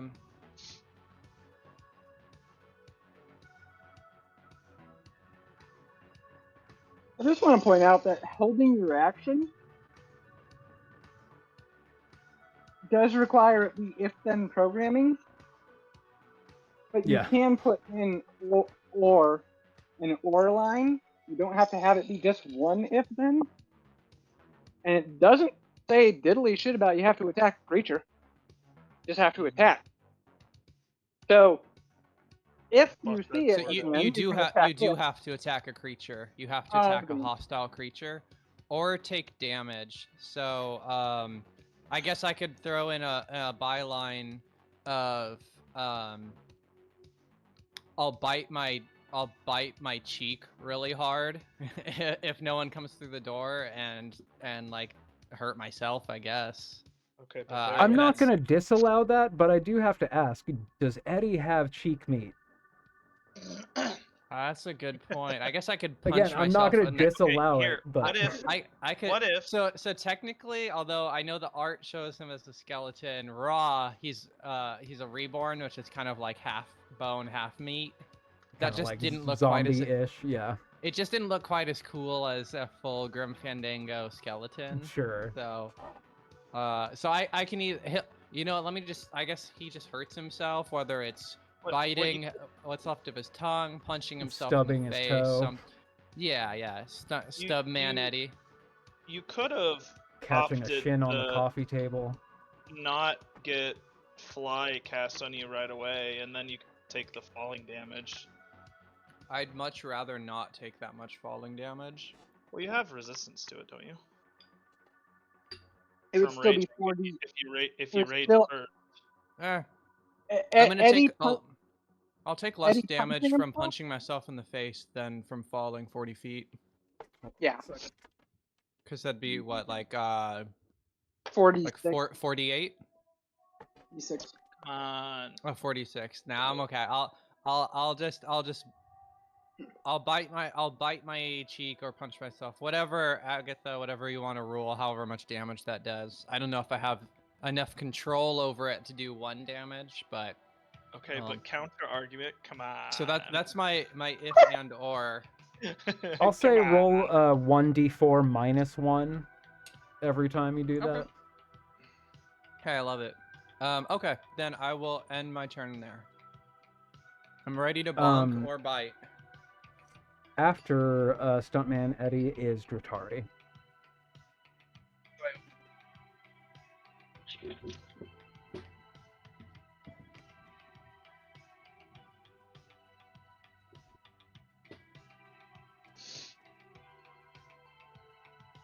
Am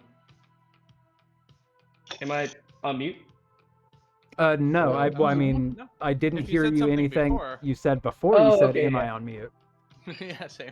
Oh, yeah, I said, so I'll start by opening the door. Okay. See what was I'll say inside, yeah. at that moment, you and also Stuntman Eddie, you hear a slam of another door in the far end of this room. How is it moving on our turns? Legendary movement. So this- No, nothing like that. Just that it happened already, but now you're aware of it. So I'm being a little loosey-goosey with. Okay, that makes a lot of sense. I mean, technically, the battle round Yeah, does happen. it's all happening. So So this is also that why I makes wanted to give sense. Eddie fly instead of just having him jump to the platform, because it greatly enhances his movement speed, and he can chase this guy down. At least heard where the door slammed, right? You think you heard like a stone door slamming in this spot here. Okay. You have plenty of movement speed to get there, I think. You do not see a door in that spot. As I Let me read cross- the read out loud text. This is the East Shrine. It's a bare room that consists of a foyer to the west and a shrine to the east. There are 4 candlesticks that lie on the dusty floor of the foyer. And in the shrine, there are fragments of a shattered obsidian statue that are scattered in a raised alcove at the eastern edge of the chamber.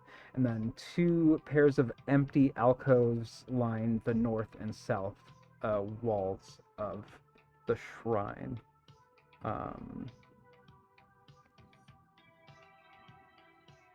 Okay. So at the very least, I probably cross over to look and see if I can see anything. Oh, and by the way, you could spend your action on an investigation check if you like. It is your action though. Mm-hmm. Well, unfortunately, there's nothing to attack at this moment. Oh, and just to back up for a second, yeah, totally at that moment of vortex warp, I think she was just rounding the corner and then immediately accidentally slammed into the wall for a second, trying to make that turn before realizing, okay, I guess I'm here now. And then hearing all the things behind, it's like, and then try to run. Yeah, I guess Jack didn't really give you a warning somewhere. Yep. He was just like, Dratari, I choose you. Go. Choose me to what? Wah! Choose me to what? Use smite attack. Dratari. It's super effective. So yeah, if you don't have anything else you want to do with an action, investigation check is probably good. You cannot use my bed. That was a 1. You cannot use my bed. I mean, Kitty's being naughty. Please hold. Cat is doing cat things. Cat, be a cat.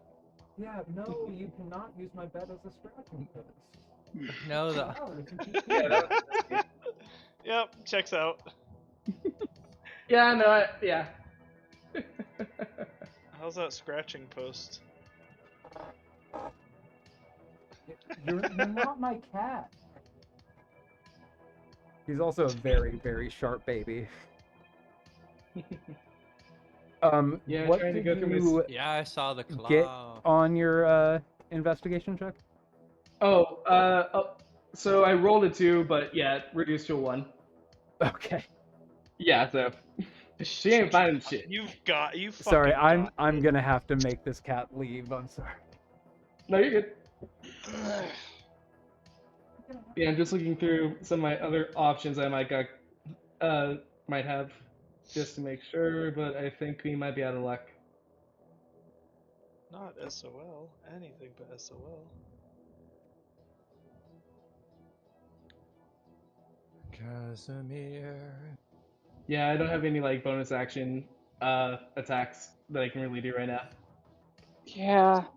Casimir does whatever a Casimir does. I am controlling 2 characters that have no fucking mobility. Yeah, I think I'm gonna have Casimir just keep flying people. Meanwhile, I have Misty Step and Vortex Warp, so I'm just trying to help our slow members just be like, go, go, well, fly is concentration, so if he casts it again, Oh, Eddie you're will lose right. that said, You're he right. could have upcast it to hit like Eddie and himself. Oh, I didn't even think about that. That would have been. Actually, like, what spell levels does he have? No, I could have done. Absolutely done that. It's up to 5th level, so I could have done. Sorry. I could have done Jack Jr. too. I didn't even. I almost never have gotten to really upcast spells, so I always forget that's even an option. So sorry, before catastrophe, did Dratari end her turn? I think at the most you'll just have to thematically punches the wall trying to figure out what's going on, but doesn't that's not an attack or anything, that's just for flavor. Then yells back at Eddie, like, they went over this way. Okay. Behind some wall. And then it just has to end turn there. Because I don't think she ain't finding shit with one. Yeah. Tegan would be up next at the top of round 3.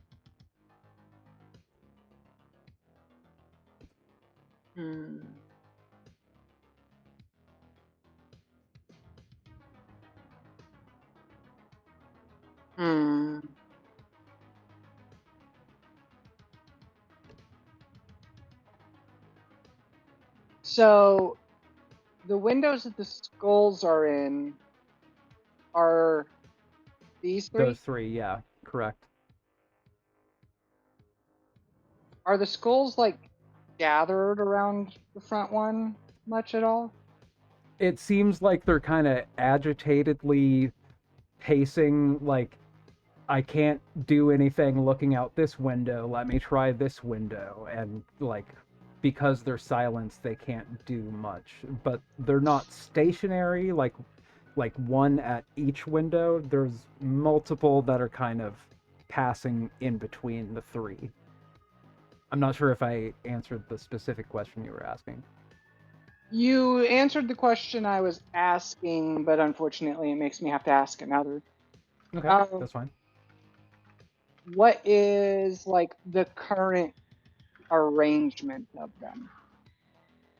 I'll say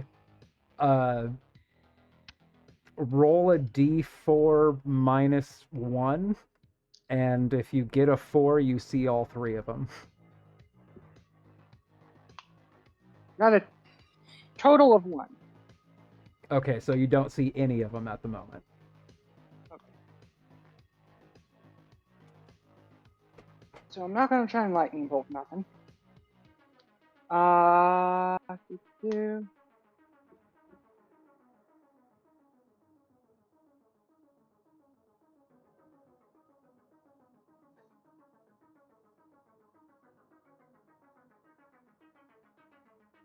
$20 I'm not gonna. There's not enough action economy to try and guidance myself. Means this is going to look really bad. I'm going to try and do what Jack Jr. is doing of climb up, hop off, and do all that. I want to emphasize this. My acrobatics is a 0. My athletics is a -1. I could use the acrobatics for the leap, but it's the athletics to climb. I'll say acrobatics for the maybe not exactly what it's intended for, but I'll say in this instance you could use acrobatics to try to shimmy up that. Hell yeah, parkour. Yep, and I will dash in order to have the movement to do all that bullshit. And I will almost certainly take fall damage here. All right, let's see. Awesome. How much fall damage? A natural 9 for a total of 9. I mean, if you're scrambling up and you made that bad of a skill check, I'd say you didn't get high enough up to take fall damage. Okay. What a kind and merciful goddess you are. And next level, my jack of all trades will go up by 1. That will be nice. That's me. I'm Jack of all trades. True. I don't have any bonus actions, and I tried to dash. So. And. And what's it? Scout doing, Casimir? Let's see. Yeah. Scouts on that Casimir.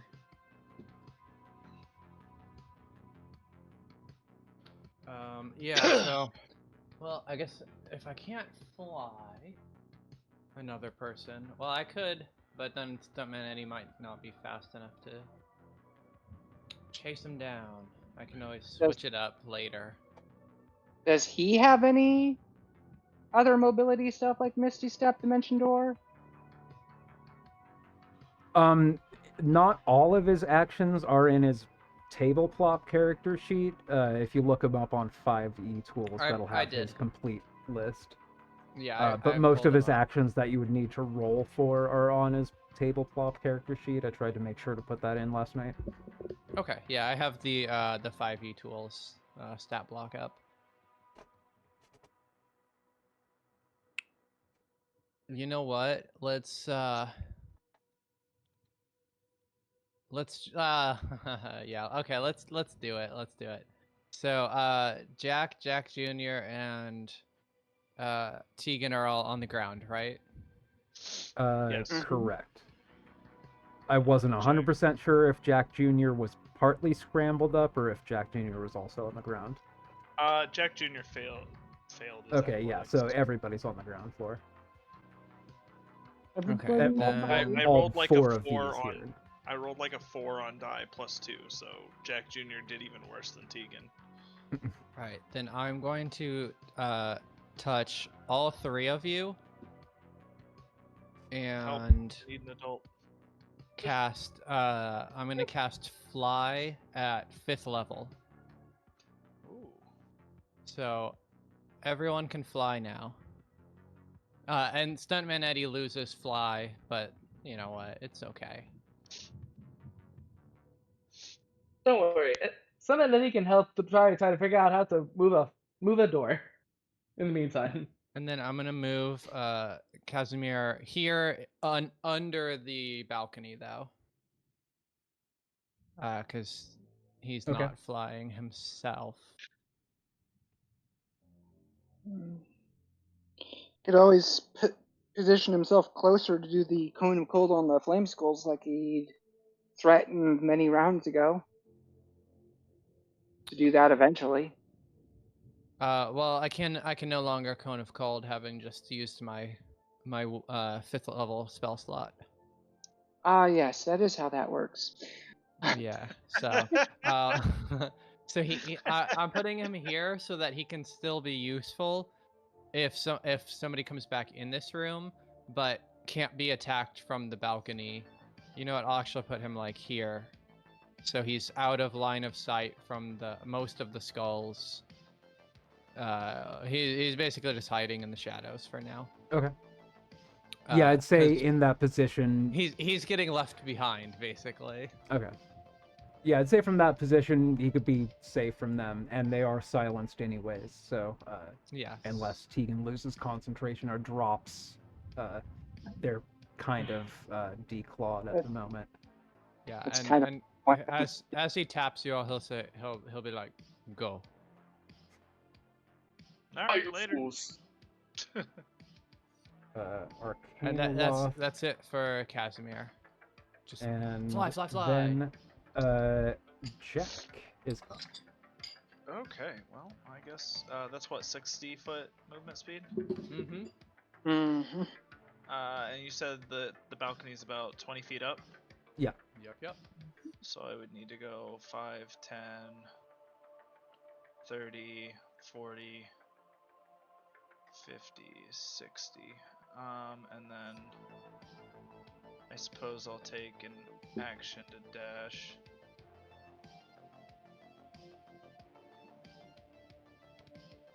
Go over here, and then this is just, is this door locked or something?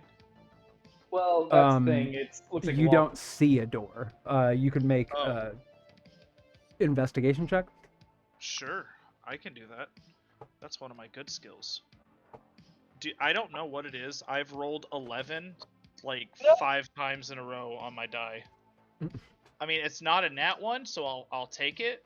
It's above the average I usually roll, but I just keep rolling 11 over and over. That's a 19 total then. 19 total will do it. I think you get to the wall and you kind of infer from what your other party members are saying. This, like, he went this way, but this way is not a door. And you kind of start feeling for seams, but as you do, let me double check that this is correct. What is the name of that place? 12.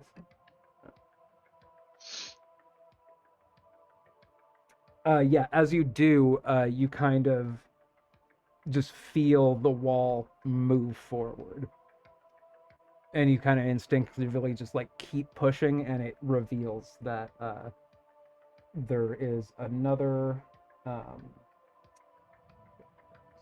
stuff. Too bad there wasn't like a hidden lever or something. It would have been fun to see Jatari struggling, and then I just come up there like the fawns and go, "Hey!" and then just like, slap the wall, and it opens.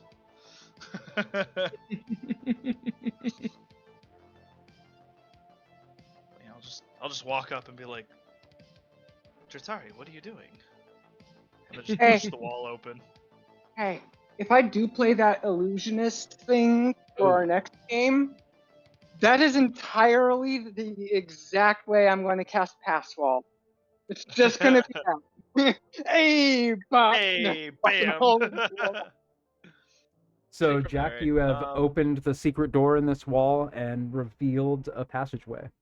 Cool. X14, let me read real quick, is a dusty corridor that heads north and then bends to the east, descending into a dark staircase. And the air is thin but heavy with the stench of death. So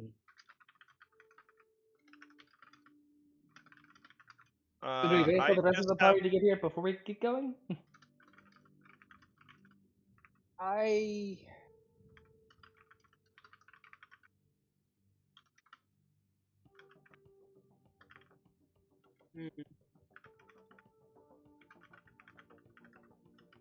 At this point, it feels like we're going from one ambush to the next.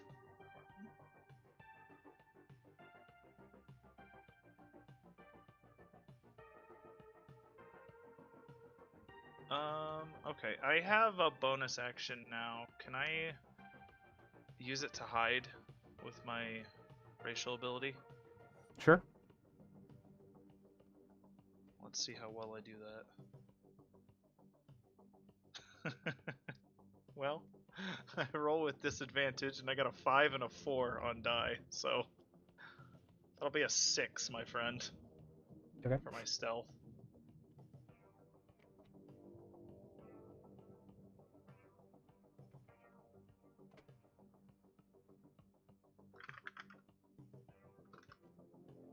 Out of curiosity, okay. what? Never mind. What? I was gonna ask, what were you hiding from? I was just gonna hide in general, just in case something came like up the stairs or something. Okay. And because I had a bonus action, I wasn't going to use up. Okay. And then Jack Jr. is going to. Actually, I guess I could save my bonus action to have Jack Jr. dash to catch up. Oh yeah. Yeah. He's also flying as well.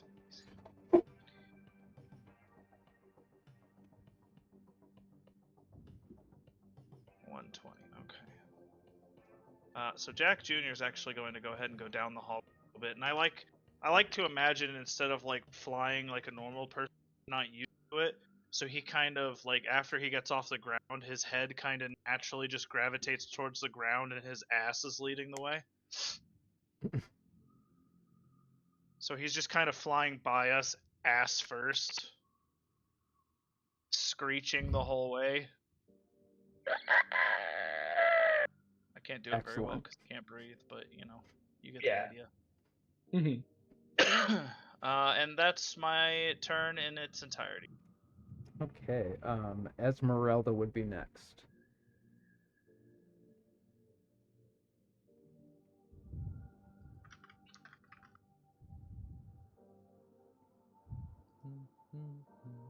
Having seen the creature and her being who and what she is with the training she had, how well does she know the creature that we're... Especially since Tegan basically shouted it out earlier, immediately Esmeralda knows what you said, and then can infer from her own knowledge. She knows what arcana loths are. Okay. I'm going to have Esmeralda do the Tegan thing.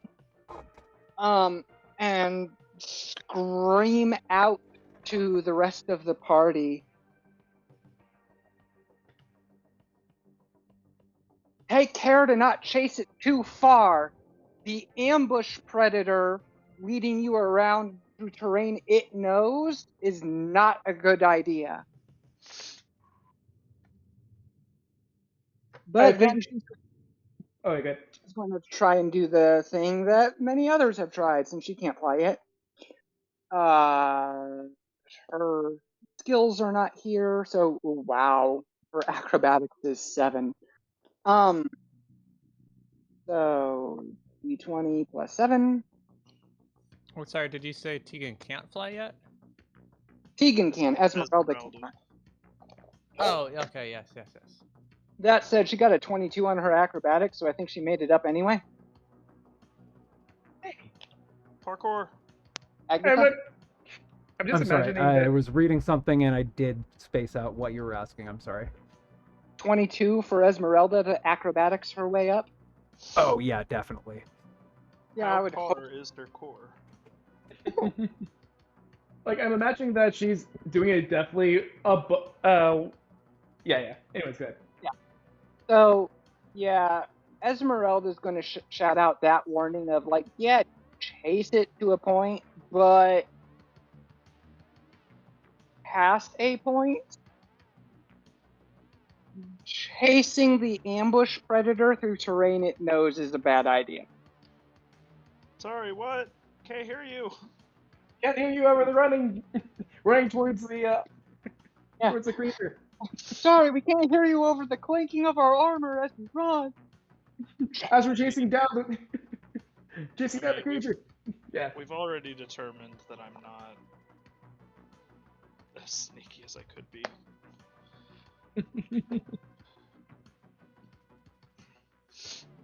Plus, Jack Jr. did just go by screeching. Yeah.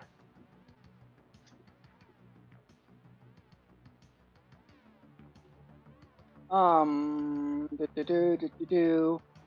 again, Esmeralda has no actual mobility shit, so I'm just going to have her dash. Yep. So wow, she gets all the way up to Jatari. Very nice.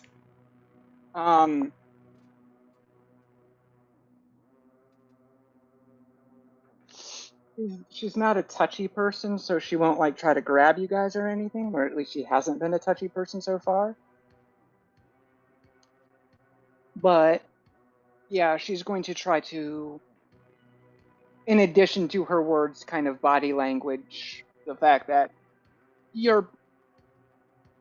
this creature is a trap that could be leading you to more trap. So, yeah. That ends her turn. Manu is up next. It looks like he already knows that he's gonna dash. Yep. Just gonna run up through this broken hallway. And yeah, that's my turn. Okay.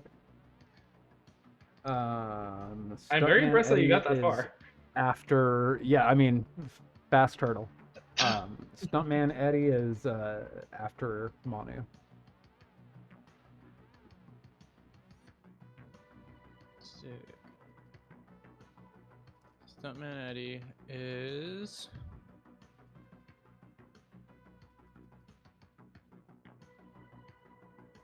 Shit. You gotta stop that negative self-talk. Yeah, right. Oh man, I want to listen to Tegan. I want to listen so bad. That was Esmeralda. I want to be fair. Oh, okay, sorry, yeah. Oh, perfect. To hell with that lady. We can I do know what I we made want the now. I want to listen so bad, but let's see. Oh man, I'm so slow now. Yep. Yeah, only 40 foot. Yeah, like a loser. See, now that is a well-behaved cat. Not really. It's got you fooled. Not currently Avoid. destroying your See. bed frame by See, using it as a scratching This post. one's well behaved.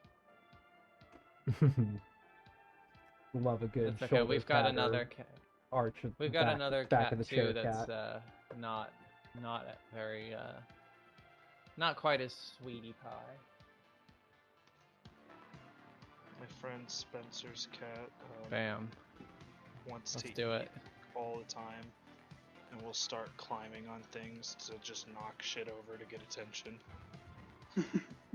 Just like, get your ass over here and feed me. I don't know whether to dash action or keep rage up. I've only got one rage after this, so. It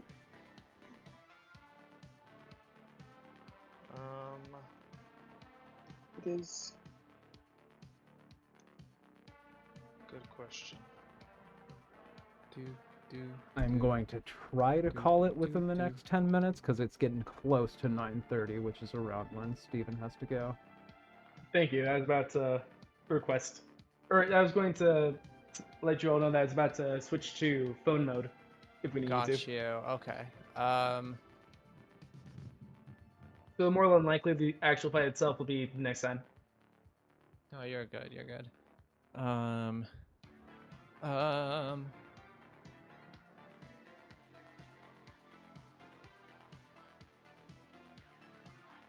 I'll just rage.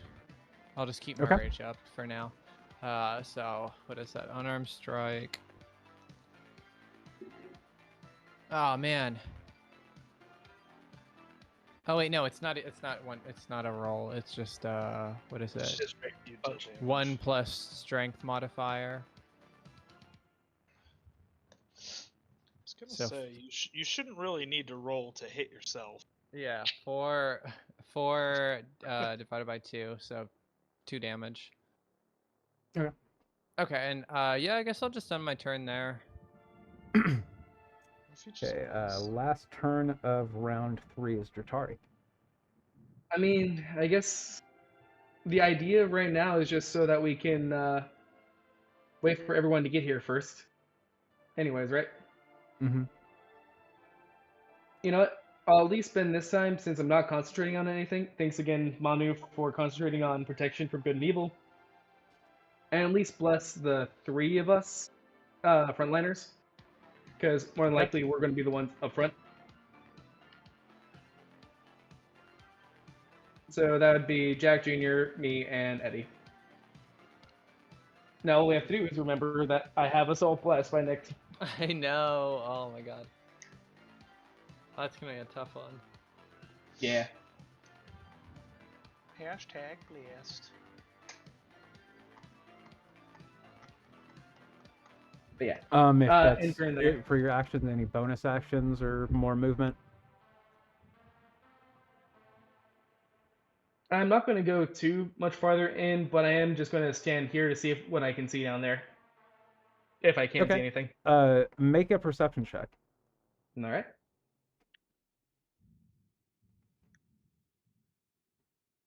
Perception. Bam. 5. You see as it goes down, past where it kind of ends on the map here, it also hooks right one more time. With 5, you think you hear more footsteps continuing to retreat down the steps, but you honestly can't tell if that's not just echoey, stone building, kind of cavey noises. Get back here, you little fuck! She doesn't actually say that, but just get back here. She could annoyingly. Yeah. But that ends round 3, and with it only like 7 minutes till 9:30, I feel like that is a good spot to call it. Sounds good. Let me get off the battle music real quick.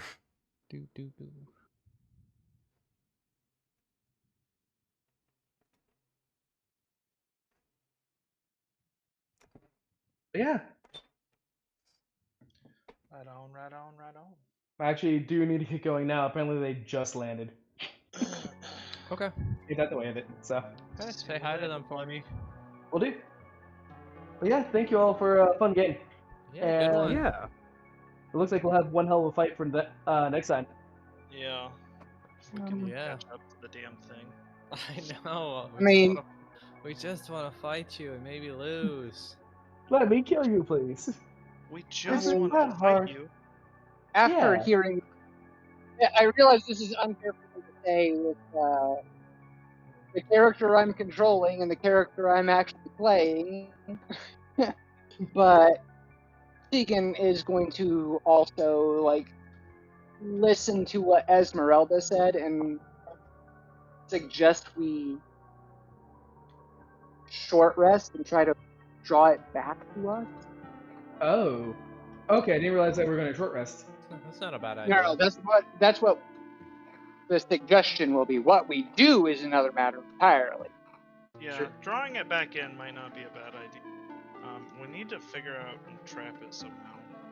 Okay. Sure. See, Esmeralda has a useful spell that takes a full fucking minute to cast called Magic Circle. She is actually decently built to ambush the ambusher. She just couldn't actually do it. Set up to do it. Right. Yeah. I feel like I find a hard time finding the right space in between. I haven't read like this stat block or like kind of learned how to use it well enough that it's not going to be kind of a steamroll encounter, or I'm using this stat block pretty well and I'm frustrating the shit out of y'all in a way that's not making it, more of an interesting challenge, just making it more frustrating. I mean, that's our Arcanoloths by their nature are frustrating opponents. So if you're playing it and we're getting frustrated at the Arcanoth, then you're playing it as intended. Like that's kind of what I was saying before, is Nikoloths left to their own will just stand there and fight you, but they are built to wear you down and drain your resources and make you bleed over time. That's what they're actually built for. The Nikoloths on their own don't do that. It's when they have an Arcanoloth around telling them to fight like that, that's when they do that. So if that's what the Arcanoloth is telling the Nikoloths to do, wow, an Arcanoloth fight, they are so fucking annoying. And so you are doing it correct. You are doing Well, we have the rest of that to look forward to next time. By the way, on that same note, would she have tried to stop Jatari from casting his spell before, if she was thinking of doing a short rest anyways? She had hollered out. I did not. Esmeralda thinks we should not take the creature. Egan thinks we should rest. There is a distinction. Like, Esmeralda is disappointed in the using more spell resources because she's like, let it run at this point. Okay, I guess. Yeah. Yeah. The question would have been, would you have tried to say, "Hey, hold up a moment," because yeah, I didn't realize. I thought we were just about to get up, and so we can just keep running. But yeah. Right.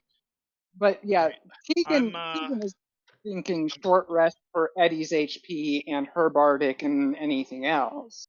That's why Keegan thinks. The only I'm gonna go. I'm gonna pop into okay. Yeah, we can other talk about it game next to time. get caught up on stuff, and then I'm gonna just lay down. Yeah, no worries. Hope you feel better. I'm still having trouble breathing, so.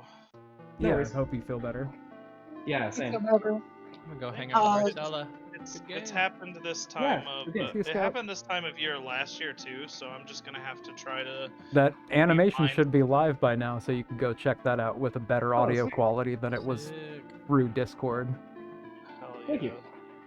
Love it. And again, I don't know how to master music, so it only sounds good on headphones, basically. But it is in 4K, so it'll look good on a big screen. What channel is it? Nice. Dungeon Meowster. It's where I upload all the episodes to. If you go to the previously on High Fantasy and click on any of the videos, it'll go to that channel.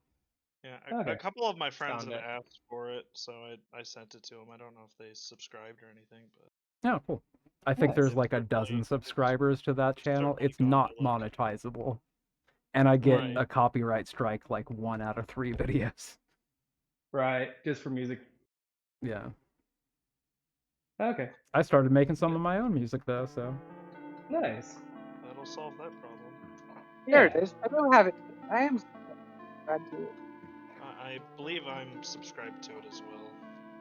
I think I am, but I'm not sure. I'll need to go back and see. Secret project. See you guys later. Good night. Good night. Yeah, I feel better. Thank you. Good night. Good night. Good night, Scout. See y'all. Yeah. Gonna end the actual episode. Yeah.